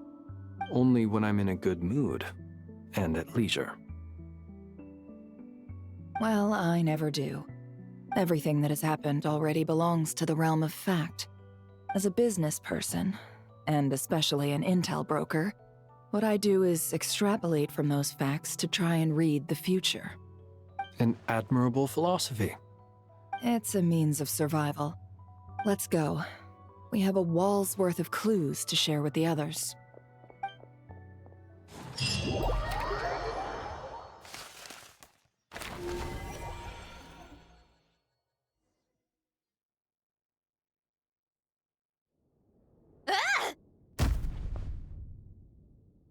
It appears that the doctor's energy signature has changed to something similar to Kuvaki, but not like the Kuvaki we're used to. Nodcry's Kuvaki devices will only have a limited effect on it. I can see why you've chosen to place your hopes in alchemy instead. Also, I must say these books are rather profound. My subordinates just shipped them in from Fontaine. Some of them are from the Narcissenkreuz Ordo. Some are incident reports from Petrichor, and then there's a few test reports for these junk machines. Additionally, after some further scanning, I've discovered something extremely annoying. What's that? Tevat's skies contain multiple moons. A long time ago, when I did my first scan, I detected 3, just as the legends say.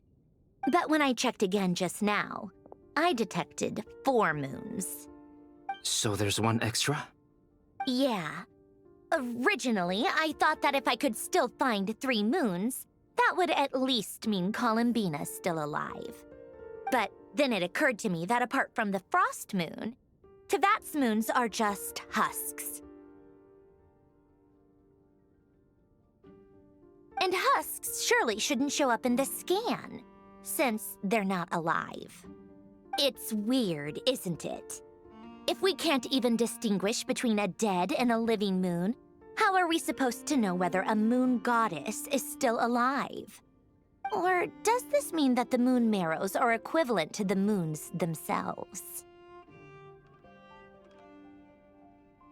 It's certainly possible. In which case, the 4th moon you detected may be Dottores' artificial creation. So he wasn't bluffing. He really built his own moon marrow. Ugh! I'm so mad right now! It's easy to get overwhelmed when you have too much on your plate. Maybe you need to relax. Perhaps try going for a walk. Or simply take a few deep breaths. Nothing can calm me down at a time like this. I need more time, and I need progress.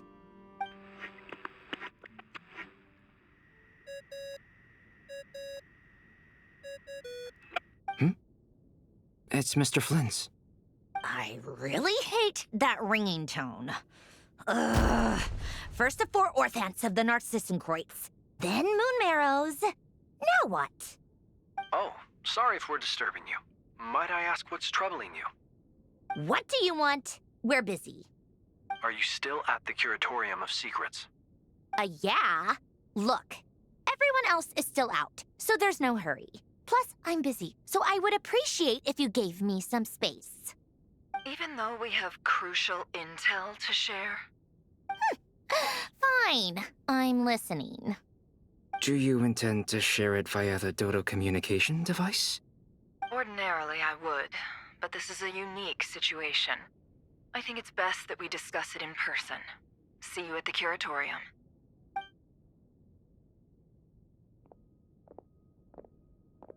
All right then. So, what's the situation? The rest of the team is still out working on their missions and evacuations, but we've decided to fill you in on the most crucial information first. Sandrone, you were right. Columbina is most likely still alive.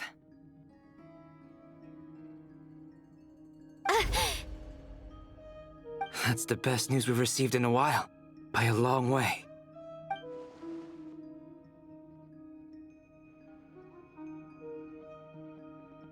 Random locations. Appearing in reverse order? Are you serious? So not dying isn't enough for the moon goddess, huh? She has to show off too. Anyway, does this mean we can deduce her condition from the moon marrows? Miss Androne, there's nothing wrong with simply admitting that you're happy to hear the good news. I'm not. And she's the least of our problems. We're facing a huge crisis. If she can't control the flow of time in there, she's just gonna keep moving backwards. Different points in time won't intersect, and she'll never find a way out. Let's say life begins with a drop of water. When did time begin? The moment this planet came into being? No, that's not right. Her final destination would be the moment at which the space she is in was created. But it doesn't seem like we can influence that space from the outside world. So how can we help her? Also, if she's alive, Rerir and Thalindus might be too. But as far as we know, neither of them have come back out. That space may not have an exit at all. I'm afraid I must concur with Miss Nefer in this. Can't exactly argue with that. Let's leave it there for now. I've taken notes on everything you said. Will it help with your research? I doubt it's gonna help with breaking Dottore energy fields. But who knows when it might come in handy. Better to have it all written down than try to remember everything when I need it. All right, I need to get back to my research. Mr. Albedo has made a lot of suggestions that will require my undivided attention. Sure, I'll stay here. I have things to work on.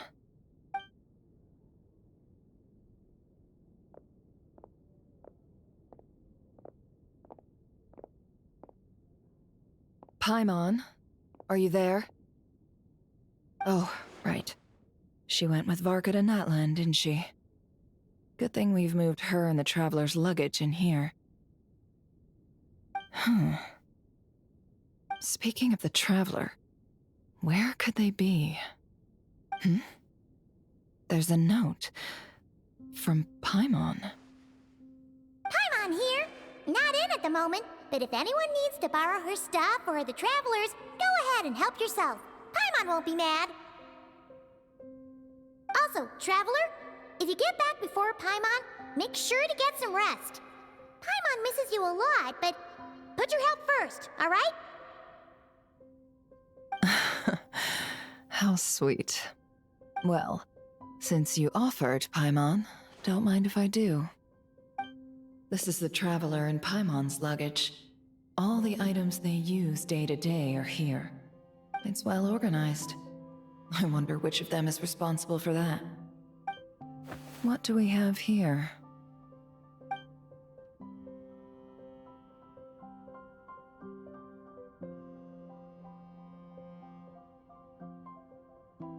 The camera captured a special moment that can only occur between people who are close to one another. You can really sense how the photographer feels about their subject. I wonder why this picture was placed outside. Is it because Paimon recently looked at it?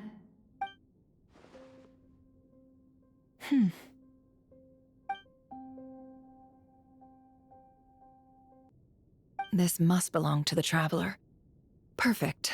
I'll use this. Hang in there. We'll find you.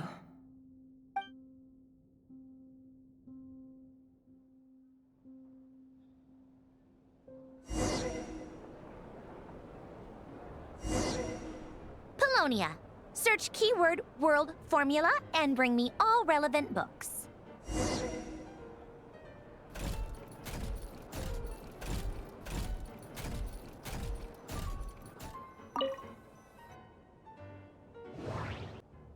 Let's see. This one is on Tonki's sermon dictation concerning the apocalypse.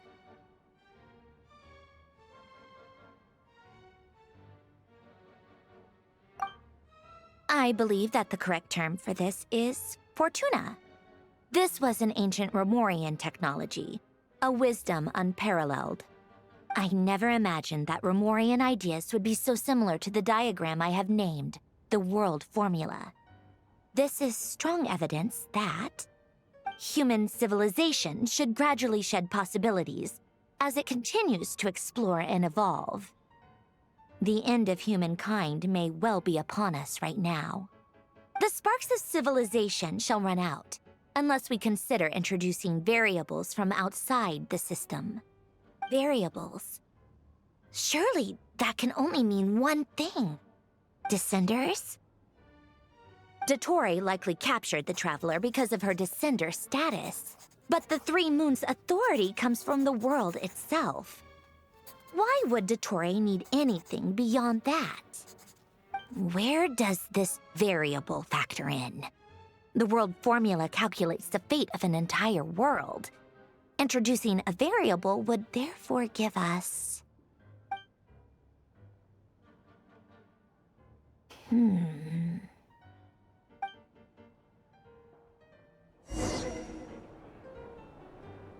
Polonia. Search keyword pathway and bring me all relevant books.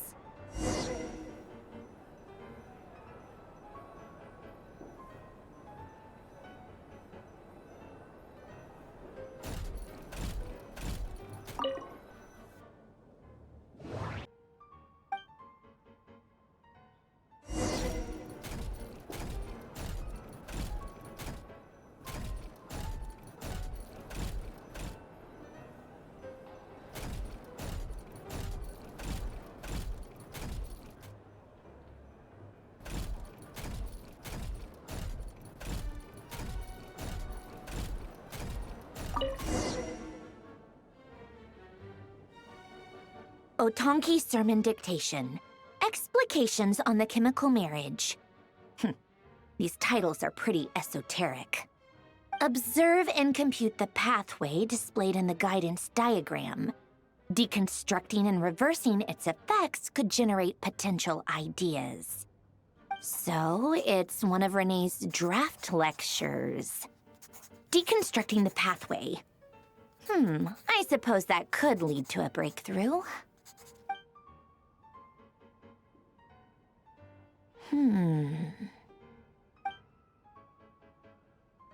This is so long. This guy sure loves showing off his knowledge.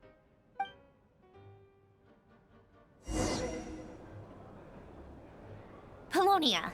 Search keyword tree model and bring me all relevant books. Most of the experimental devices proposed by the Lilia Crucis Ordo are built based on the simple and basic logical structure of a tree model. Lilia Crucis. Guess they were trying to cover up the name of the Nautitzenkreuz Ordo? When Duke St. Germanus departed, he said, "It seems that there's no going back." Alas, he is only a genius when it comes to machines. In all other things, he is but ordinary. Excuse me? I'm sorry. That's just ridiculous. What kind of book is this? Great Detective Herlock, the Alchemist and the Clockwork Saint? Isn't this a novel? Come on. Still, the author swears that they knew Renee well. Whatever.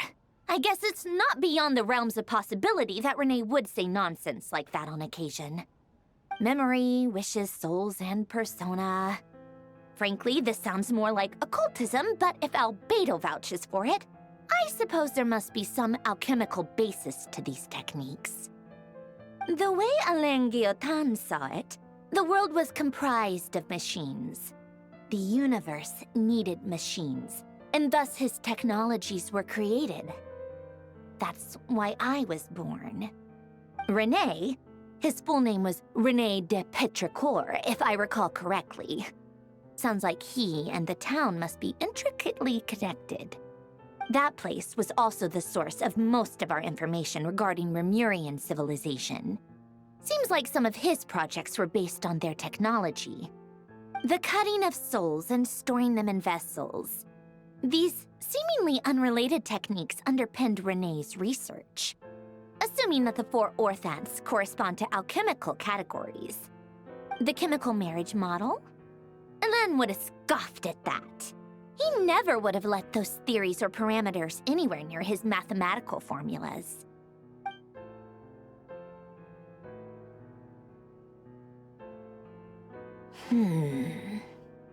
What was Alain's view on René? I know he mentioned the name, albeit very rarely. Oh, now I remember. Alain's old notes are here too. They mentioned René once. René seemed most out of sorts when he spoke to me. A lack of sweet foods has dulled his mind, I should think. Either way, his words are not to be believed. Yep, that sounds like Alain. My subordinates actually did a half-decent job digging out all these materials. Makes a change. Good for them. Some of Alain's old files are completely consistent with these records. He must have gotten them from the Tower of Gestalt. I never knew he got his hands on René's records that early. He may have kept them, but he never even attempted to use them. Didn't believe a word they said. Come to think of it, René's world formula was filled with calculations of constants. That shows he believed that the fate of the world to be predetermined. As for Alain... it's been too long. I forget what he said. What would he have said? A guy like him, fervent believer in machines, but not headstrong enough. The world can be changed. It is worth persevering. Yes, that's how he used to think at least.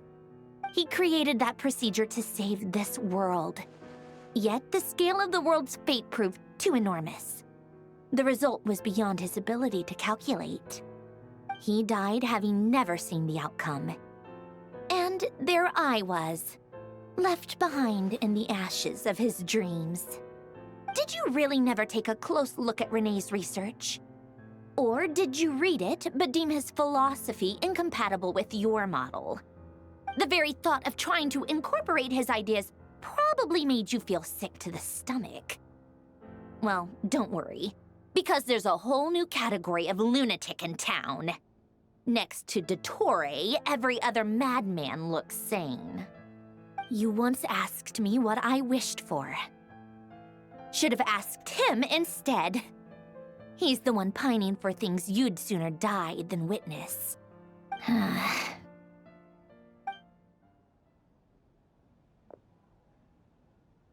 Even the tiniest variable can make big waves in the present.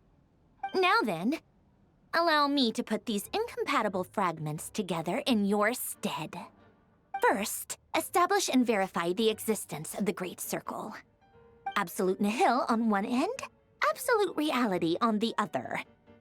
Now, search between these two extremes. Then, the construction criteria. Variables. The sparks of civilization shall run out unless we consider introducing variables from outside the system. Input variables.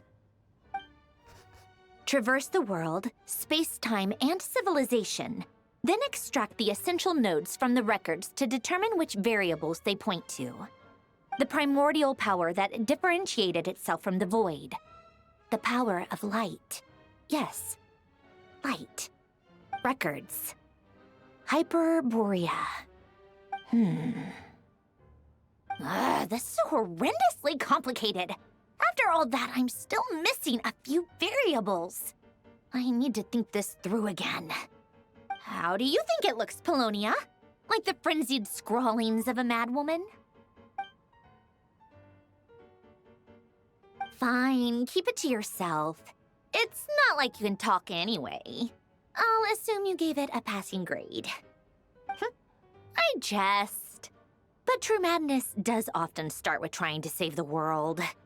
What would Arlecchino and Columbina think if they saw this incomprehensible hen scratch?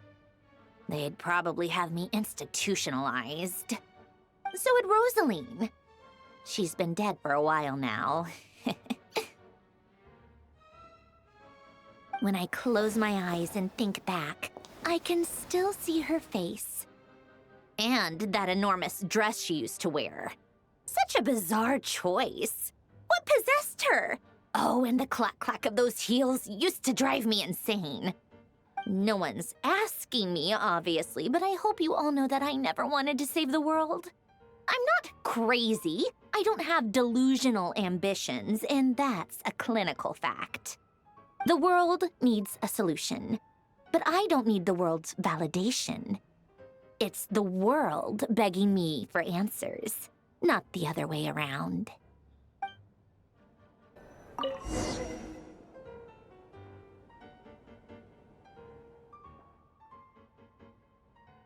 Oh, cookies to go with the tea. Let's see. They must be from that person who brought those documents. I see they're from Hotel de Boer. Something's written on the box. We are proud to present this homage to the Fortress of Meropede's fun-filled meal collection system. Fortune cookies. Have a lucky start to your day. Sounds like a dumb gimmick to me.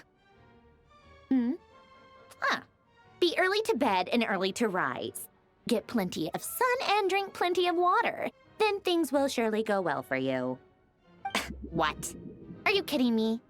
Somehow I doubt that an early night and a glass of water is magically gonna save a world on the brink of existential peril.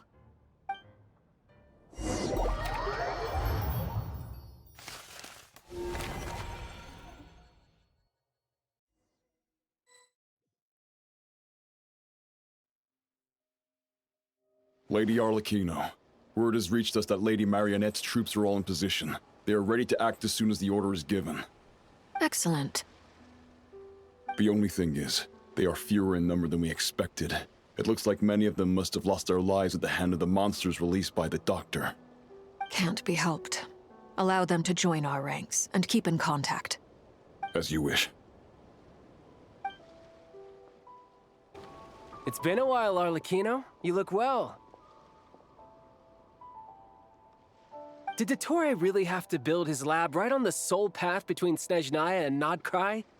Had to go on a huge detour to stay out of its line of sight. Sounds like an arduous journey. I assume you've brought word from Her Majesty? Of course, all part of the job.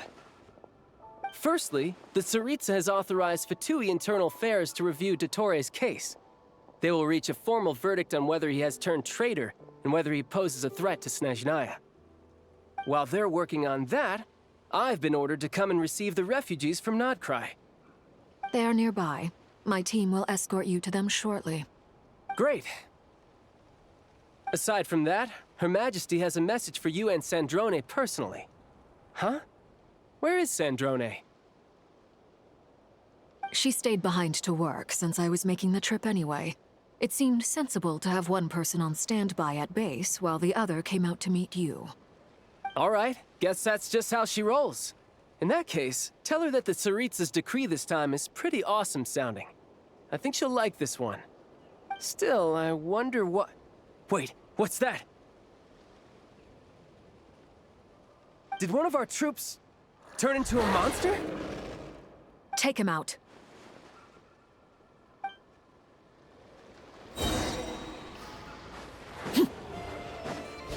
Overruled! Riptide!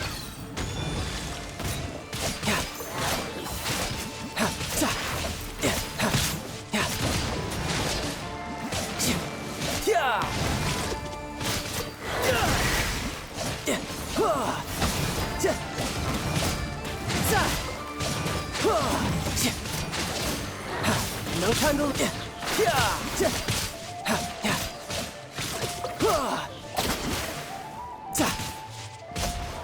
You've gotten stronger, Arlecchino.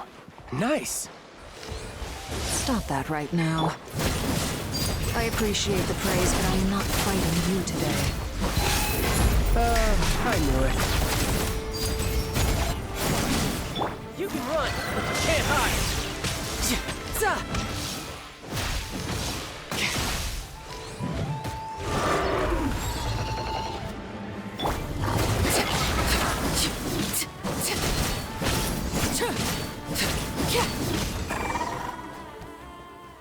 I can't believe it. He was a living, breathing human one moment, and the next... Another fine piece of work by our dear colleague, I'm afraid. What in the world has been going on in Nodcry? A lot. But long story short, Dottore stole 2 moon marrows that should have belonged to Columbina, then built a 3rd moon marrow of his own to concentrate the Trilunar Authority in his hands. What? What do you mean he built a moon marrow? People build roads and houses, not moon marrows. What's his next DIY project? He's gonna build a god? You could stand to be less surprised. We are harbingers. The work we are engaged in makes the creation of gods seem mundane by comparison. I tell everyone who asks that you once crossed swords with Rex Lapis while serving as a key supporter for Rosaline's plan. But right now, you're acting like a common adventurer. Thanks for speaking up for me. Those 2 really took me for a ride back then. Then again, surely no common adventurer would manage to get tangled up with them the way I did. That's gotta count in my favor, right? It almost sounds like you wish to repeat the experience. I might have to lower my opinion of you. No. I'll stop talking. Please, go on. Dottore is currently still experimenting with his newfound power in ways that continue to corrode the outside world. As for the human mutation, I believe this is simply a consequence of his experiments, and not a strategic move. That radiant beast was once a subordinate of Sandrone's. I suspect he was only allowed to live so that he could become an experimental subject. Also, those of us who fought Dottore have been afflicted with a curse. As such, I cannot leave Nodcry. This is so much worse than I thought. No wonder Her Majesty's decree is so extreme. While these exceptional circumstances persist, the Harbingers are hereby authorized to use unilateral executive powers. Should Dottore pose a threat, Arlecchino and Sandrone are permitted to eliminate him. My thanks to Her Majesty.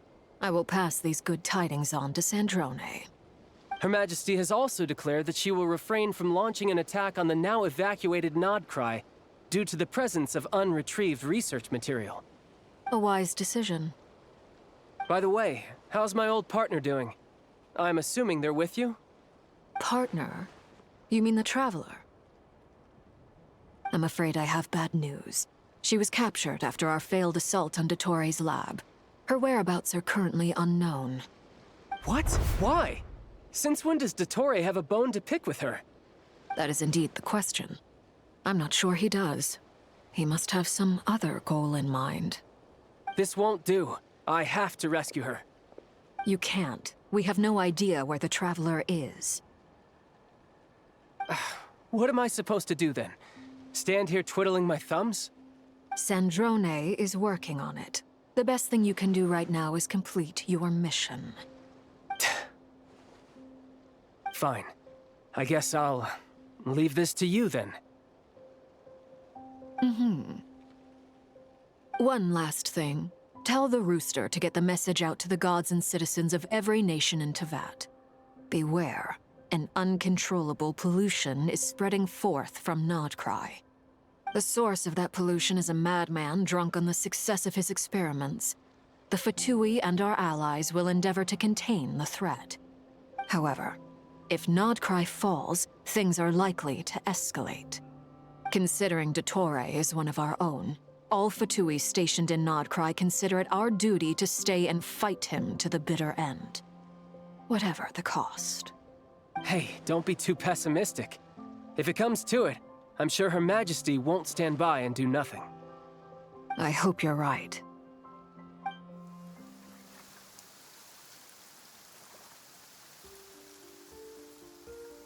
You're right on time. Thanks. Hey, do you think I'll get that gliding exam exemption? I made sure I was on my best behavior in Mondstadt. I landed well outside the city and walked in through the gates. I'll help you apply, don't worry. For now, let's see what we have here. What are the doctor's energy fields even made from? The usual attract and repel principles that govern Kuvaki don't seem to apply to them. They are very mysterious, but ultimately, they appear to be comprised of energies from the three realms. Thanks to research by Master in the Hexen Circle, we know that Tevat's 7 elements are derived from the more primordial power of the Light Realm, which is antagonistic with the power of the Void Realm. Since you have the power of the Dragon Durin within you, I'm sure you can already tell that this energy field contains no abyssal energy. That's true. It's not abyssal energy, it's something pure, wild, and untamed. I've been thinking about something. Do you still remember the device that Dory supplied from the Academia when you and Miss Columbina fought Raria? That was one of the most marvelous feats of ingenuity I've ever seen. The design, the craftsmanship, the material selection. I couldn't fault any of it. Not to mention the operating principles. Surely the most ingenious feature of all. Dory didn't go into detail on how it functions, but I have a working theory. The clue was that Miss Columbina was somehow able to use the pyro energy that you provided, despite the fact that, as a moon goddess, she should only be able to use Light Realm energy in principle. Now, all elemental energy is, of course, derived from Light Realm energy to begin with. Hence, I suspect that the device works by restoring elemental energy to its original state. This presumes a theoretical model of the 7 elements akin to that of light refracted through a prism. Perhaps it is no mere analogy. Maybe there is indeed a prism in this model. I almost wonder if the idea for the device was conceived based on direct observations of said prism. It would explain how such an ironclad design concept was achieved. It is at once a masterwork of engineering and a groundbreaking application of the Academia's latest elemental theories. I suspect only Lesser Lord Kusanali herself could have devised such an ambitious technology. But back to the energy field before us. If this is pure Light Realm energy, its relation to elemental energy is one of integration versus division. Or you could say that the former contains the latter. Could this mean that elemental energy can dilute the power of the Light Realm? Should we give it a try? We should.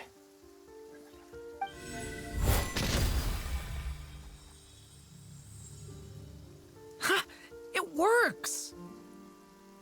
Clear signs of disruption were detected at the periphery of the energy field. This indicates that elemental energy can disturb or even negate the field. Now you try. All right, here goes. It's working! Switch to abyssal energy and attack again. No surprises there. Abyssal power drains the energy field to a significantly greater extent. I now feel confident in asserting that the energy field is indeed pure Light Realm energy, and that elemental energy can dilute it. But the energy field is huge. How much elemental energy will it take to neutralize it? We don't have to neutralize it completely. We can try other approaches. That's all for theory. Would you like to continue watching? So you knew I was here. Huh? When did you get here? A while ago. But Albedo sounded like he was working on his thesis defense back there. Back in Sumeru. You can end a person's whole career by interrupting them mid-speech. Very thoughtful of you. I'm truly touched. Could I ask you to lend me a hand? With what? A little test. Try using Anima to unleash a concentrated assault with circular blades, with the goal of breaking through at a singular point. Nice! This time it tore through the field. Tremendous. This is a major breakthrough. Should we go through? We probably shouldn't risk having mutually antagonistic energies in such close proximity.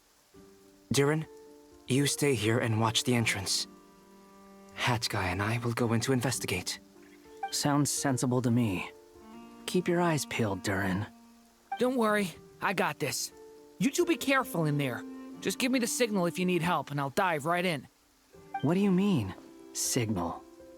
It's based on a new alchemical concoction I developed last month.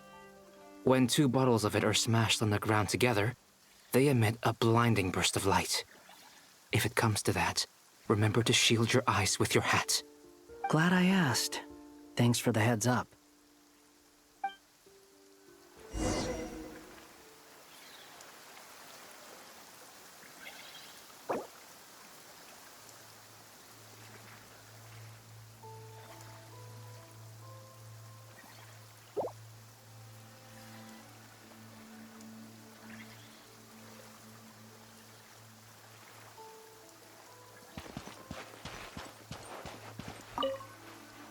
Like I thought. Beyond a certain distance, we can't see the opening where we came in. Maybe that's to prevent people from escaping. Sounds like Dottore style to me. Not much has changed. Things are basically the same here as they were before the energy field appeared.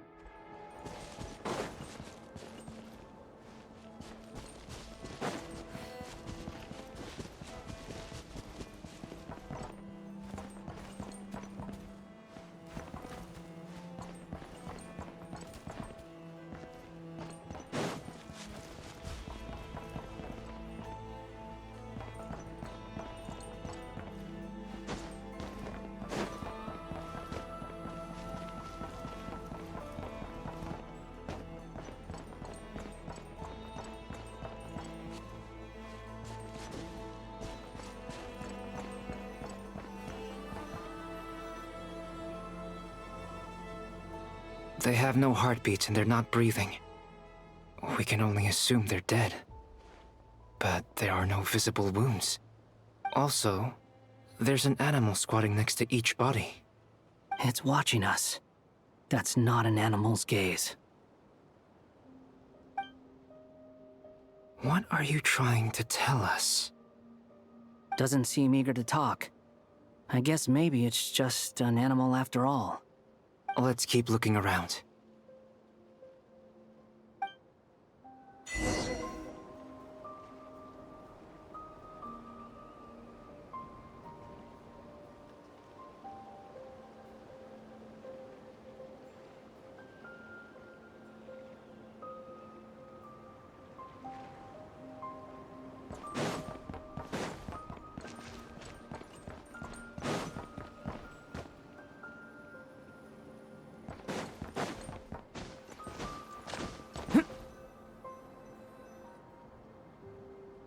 Same situation everywhere.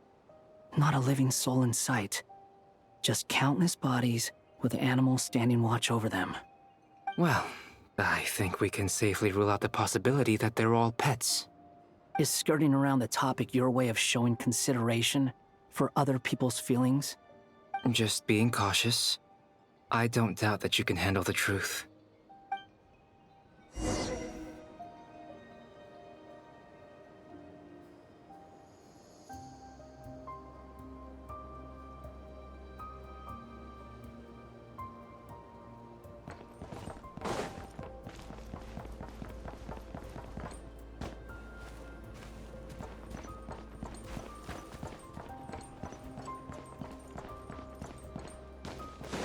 careful.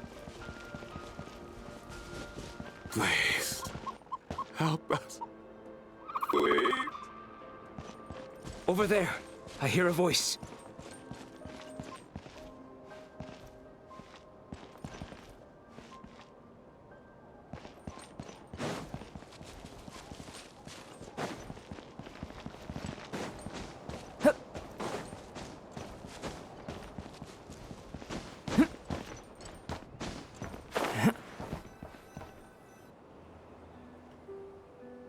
Please, help us. Please. What happened here? I don't know. Suddenly, everyone collapsed. Then my line of sight got lower. I still have some of my senses left. I gotta get out of here.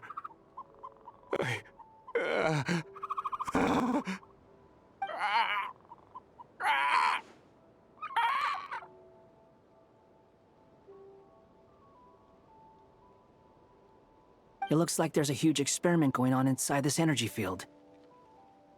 Maybe each energy field is its own giant experiment. Vile. He's swapping human minds with those of animals. Even without the other circumstances, this would be an extremely radical experiment. Those people may have lost their sense of selves, but they are not fully animals either. If they were, they would have left. But instead, their instincts are driving them to remain by their dead bodies. We should go. No sense in sticking around here longer than we need to. Agreed.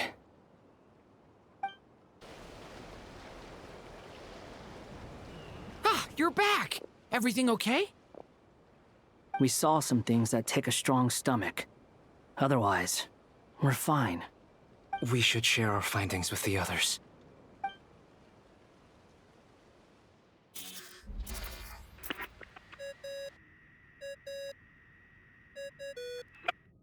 Yes? Who is it? Miss Nefer, it's me, Albedo. We found a way to break through the energy fields. With enough control, it's possible to tear them open using elemental energy. Also, we managed to take a look inside. Dottore is carrying out his cruel experiments on an immense scale. Any residents who have failed to evacuate in time will likely meet a grisly end. Sounds like he's living down to our expectations. Might I ask how things are proceeding on your end? I'm just about to get started. I'll be in touch once I have a result. Understood. Stay safe. I will.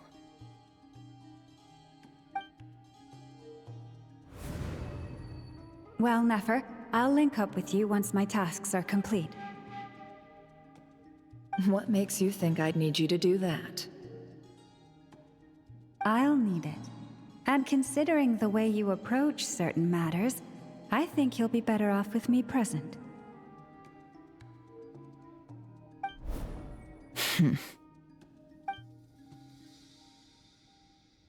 Let's begin. Entering simulation mode. A vast wasteland. Is this the Traveler's inner world?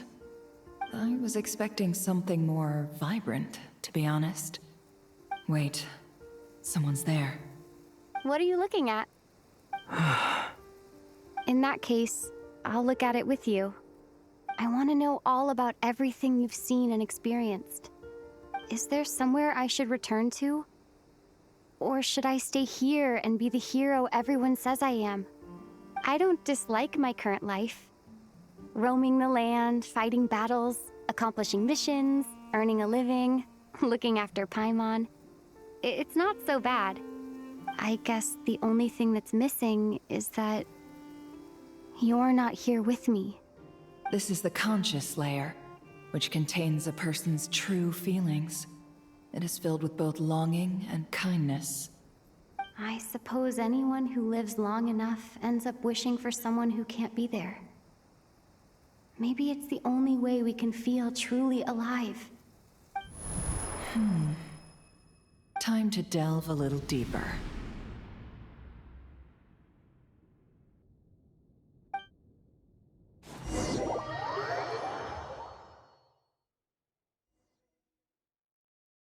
Nasha Town is hardly the optimal choice for a place to live, but it has character and a reasonable population density. What are you trying to say? Oh, don't be nervous. I was just thinking where might make a good starting point for your journey. Perhaps I should send you further afield. Conria, perhaps. Conria ceased to exist long ago. Once again, you fail to understand the possibilities that the Tri-Lune creates. Anything that has existed in the past, I can now recreate. You simply do not wish to see that happen. That might be because you miss your sibling and fear getting answers that you are not ready to learn. But this is not for me to judge. If we are to collaborate, we need to maintain an amicable relationship. In a moment, you will be able to... Oh no. What are you...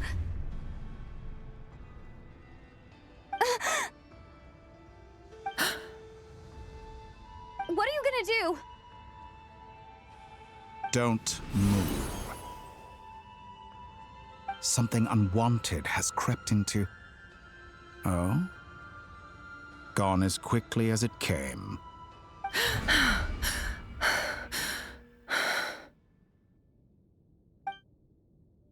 Did you save me? If I hadn't cut the connection, Dottore might have caught you from the other side and destroyed you. This was a good idea, but once is plenty. You were exceptionally brave. Excellent work. Thanks, but now's not the time for that.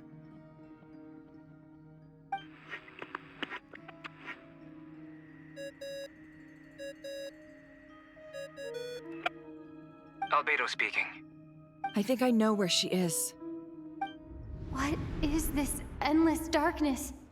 I can't see anything, even though my eyes are wide open. But why? What happened? Ah, sorry about that. I take it you didn't notice. Just now, a friend of yours took a little peek into your mind. Could it be Nefer? How did she do it? Did she use something as a medium to connect to me? Do you think she's aware of your current circumstances?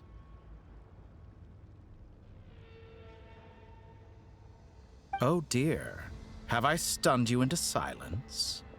I only wanted to slow down your time a little so I could stop your intruder in her tracks. It would have been nice to capture the spy. I must say, I'm finding the ability to adjust the flow of time rather intriguing. The moment you closed your eyes, time seemed to grow impossibly viscous, didn't it? A whole month passed before you opened your eyes again, but only for you. No one else was affected. I dare say this is something only a god can achieve. Point taken. You've proven once again that you have god-tier powers. Oh, you misunderstand. This wasn't about proving a point. I was testing things out. I find I learn best by doing, and I have to admit, time is not the easiest dimension to control. I only wanted to make you sleep for a short while, but it ended up lasting a whole month. Clearly some finesse is required to wield the authority over time as I wish. I hope you're not angry with me. It was only a month's discrepancy, nothing too serious. Had I been off by a year, a decade, or even a century, that would have been quite a different story. You could have frozen me for millions of years. So much for collaboration. You aren't showing much sincerity. Millions of years? To what end? I wonder if you don't understand humans all that well. They are very pragmatic creatures who understand only that which they can perceive with their senses. If I had you sit here for a week, I imagine people might sympathize. But if I left you here for 100, 1,000, or 10,000 years, The sheer size of that number would cause it to lose all meaning to them. They would not have the capacity to comprehend your suffering, and thus they could not empathize. Unfortunately, while gods do exist in Tevat, it is ordinary humans that account for most of the population. Their lifespans are so limited, their bodies so fragile. Did you ever really hope that they could begin to understand someone like you? Your long life and unique origins make you fundamentally different from them. How long will it be before they start to treat you like the alien you are? Before you are ostracized, outcast?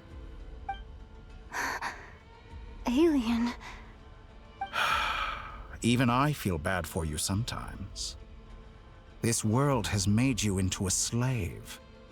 So many times you have served its will, and not once have the powers that be ever thought to grant you the one simple thing you wish for. You have been treated most unfairly. I can change that. I will grant you special privileges and give you back the status you rightly deserve as a descender.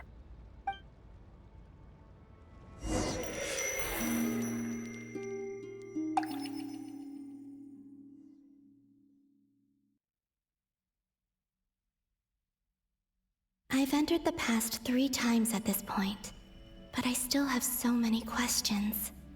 For instance, beyond each point being further back in time than the last, what determines the specific locations at which I can make entry? So far, the common thread linking all 3 scenarios is that the Traveler has been present. But it's more than that. I know I sensed something familiar around her. What was it? I'll keep this question in mind as I carry on.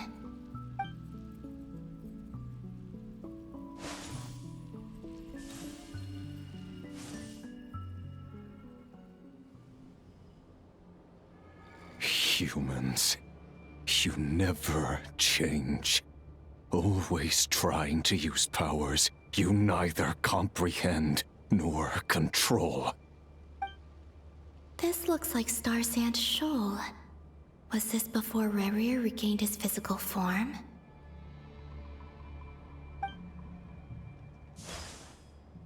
You've messed with the cannon again, huh? Sorry, but this round's not gonna go your way. The cannon. That's right. I was at Silvermoon Hall and I sensed an abnormal Kuvaki fluctuation coming from Nasha Town. And right after that, came an ominous power emanating from Star Sand Shoal. My body was once torn into countless pieces and hurled into the swirling chaos of time itself. But even so, my life and will were not extinguished. I wonder if I could try to prevent his resurrection. But how would I do it? What can I do, here and now? Traveler! Behind you! Look at that light!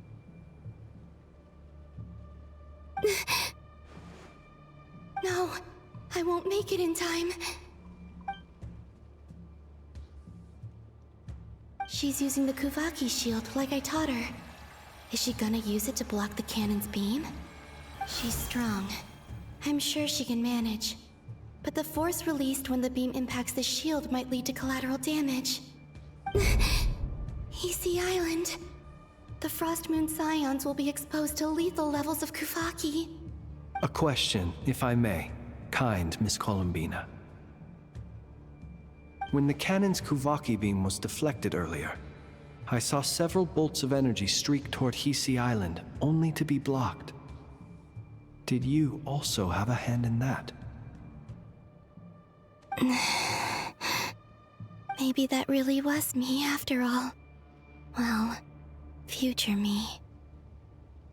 But I don't know if I have enough power left. Siki sato pasa sax, sniti inotovtos. There's no time. Osestikos paratin tirantur risuiku. Topir to Aethion Feraton. I have to make it. Oh, Frost Moon. Oh, great land. Oh, slumbering moonlight of Nodcry. If you can hear me, if you can sense my call, then please, heed me once more!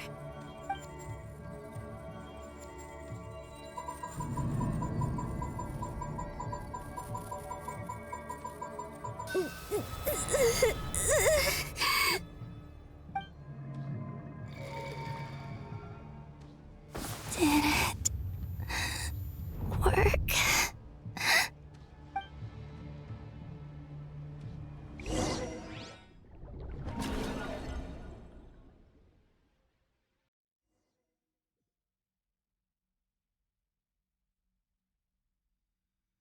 Hey, wake up.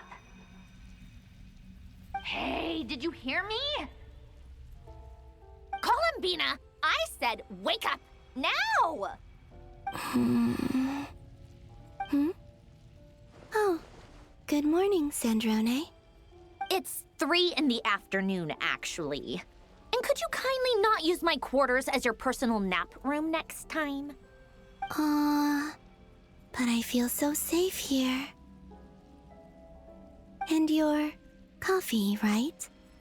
It's so bitter, but it smells lovely. It's like you were raised by wolves in a forest or something. What did you drink growing up? Grass tea? The Frost Moon Scions certainly led a more frugal existence than the Fatui. Then I'll bet you've never eaten one of these before. It smells delicious.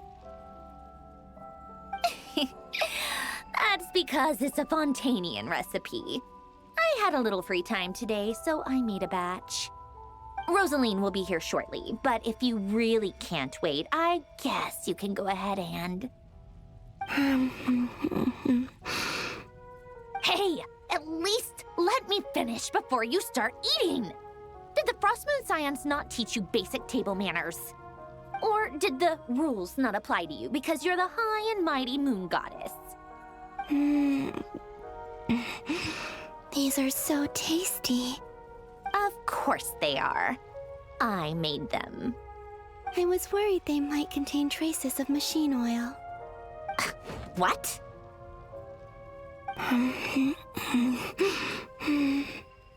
You know, there's something I've always wanted to ask you.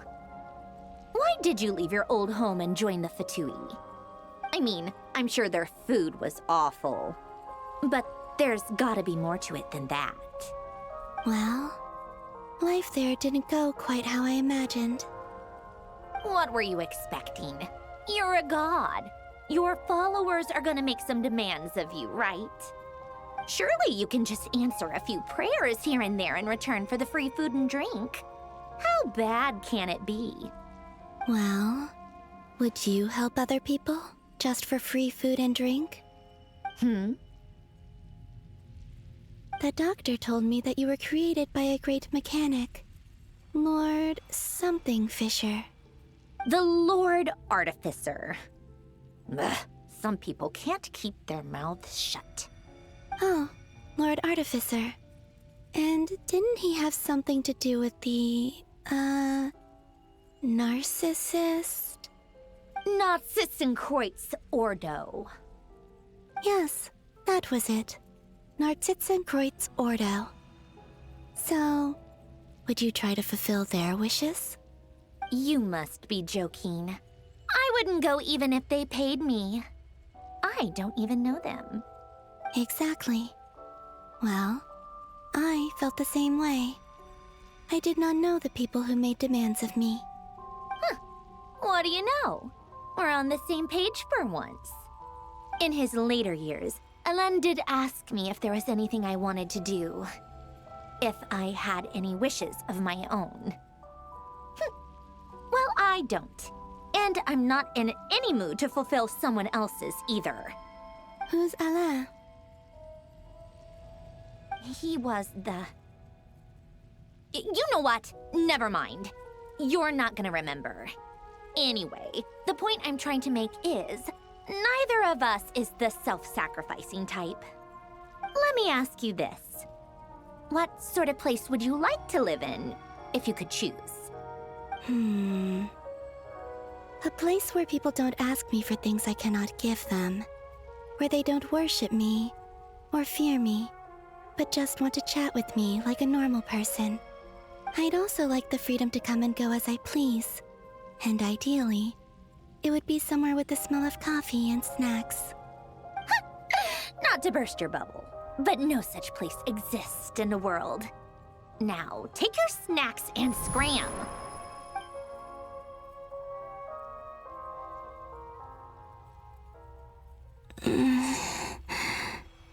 Did I pass out? Of course. I'm back here again. I dreamed of events from my past. Sandrone. Traveler. I miss you all so much. Back there, I guess I managed to harness all the Kuvaki energy on Hisi Island. But how did I do it? Time is flowing backwards here, and I can use that familiar power to enter the world of the past. That mystery ally everyone talked about. It was me all along. I can sense that there isn't much more power remaining up ahead. What lies at the end of all of this?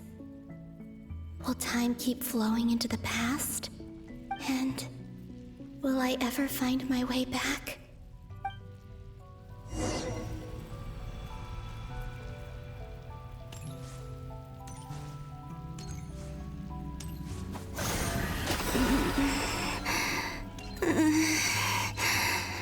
It's getting harder and harder to use my power.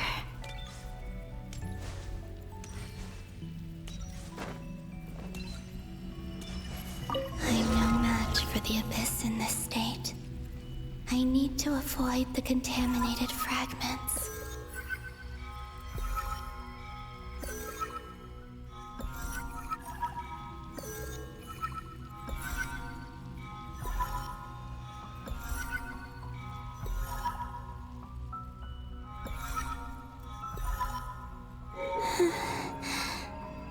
Time to go.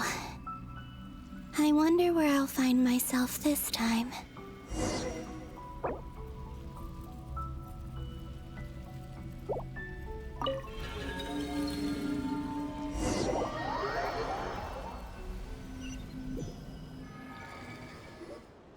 The Final Night Cemetery.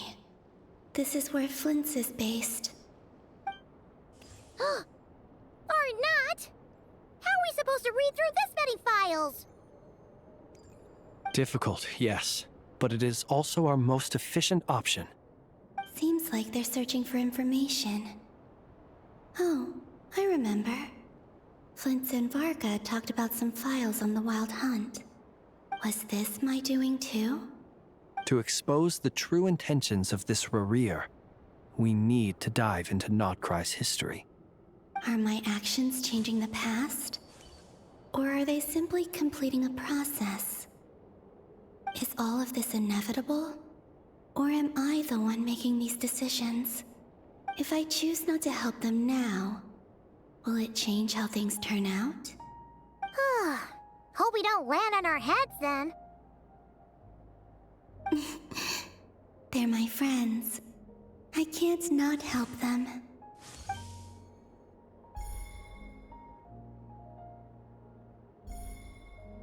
Ghost! And the other one was... here. Hey! Another file's moving!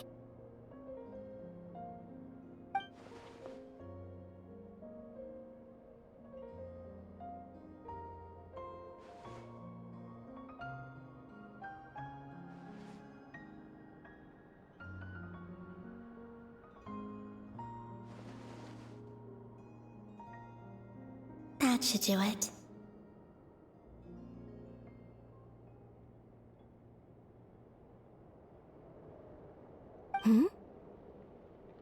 Luanatar? You can sense my presence? Wait!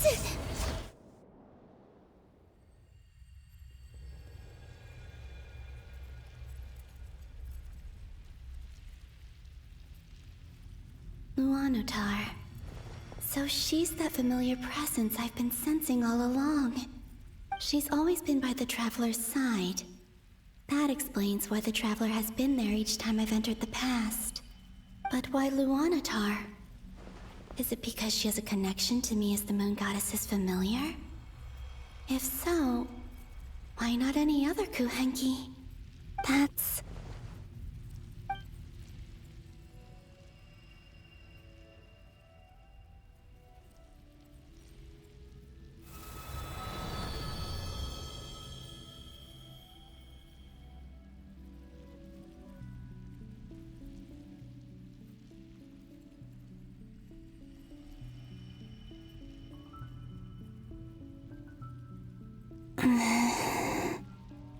I cannot sense any power up ahead. Just a void, stretching out into infinity. This is likely my final chance to enter the past. It's now or never. I have to find a way back.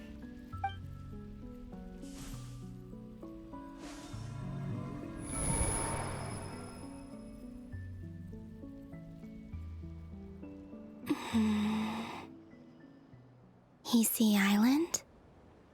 How far back in time is this? Where's Luanatar? I can't sense her presence this time. Oh, seeing Anafa and Aino reunited like that sure was heartwarming. Traveler, Paimon. No, stay calm. I don't have much power left to change things. I don't even have that much time left here. Think, Columbina. How do I find a way back? A way back... to where? Do I go back to Moon Prayer Night? Or to the future that followed? And if I return in my current state, what will become of me then? Dotori's actions that day proved that he'd been planning that for a long time. He had already seized the power of 2 Moon Marrows before capturing me. Even if I managed to get back, how can I fight against him when he wields the Tri-Lune Authority? I can't. If I go back like this, I'll be playing right into his hands. I have to find some way of rivaling the power he has usurped. Wait. Time flowing backwards. The Tri-Lune Authority. Does that mean... I think I know what the final destination of this lunar reflection might be. I know what I must do. Speaking of homes, we must already be close to where the Frost Moon Scions live. The vibe here feels different, just like the scenery. But how do I communicate my plan to my friends? Should I write it down here? No. Someone else will see it. I need something with a close connection to me. Something I can use as a medium to tell them what's happened to me in here.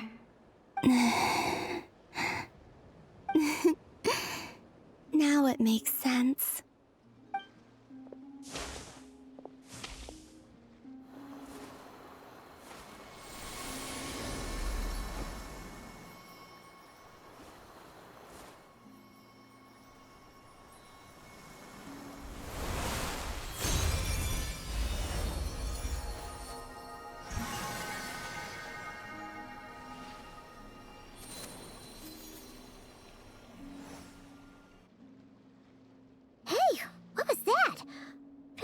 Some sort of breeze blew by, and then the petals suddenly turned into...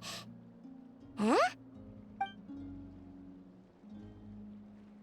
It was I who brought Luanatar into being. I gave up a piece of my own soul to create her.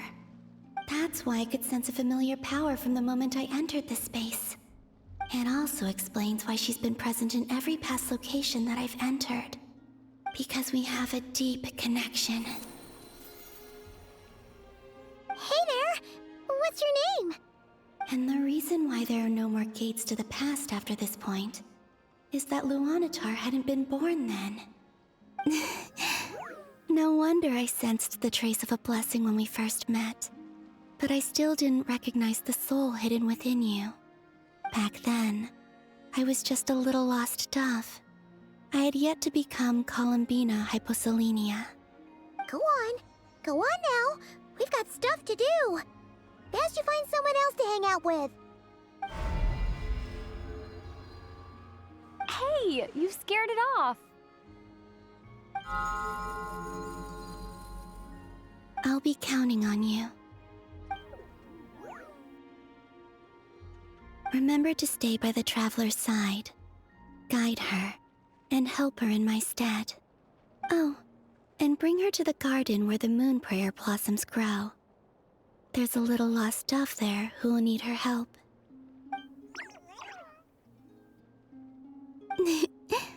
Go on.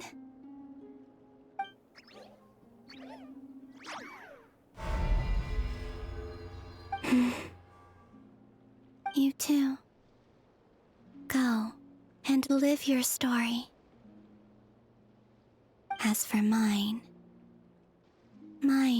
must go in a different direction.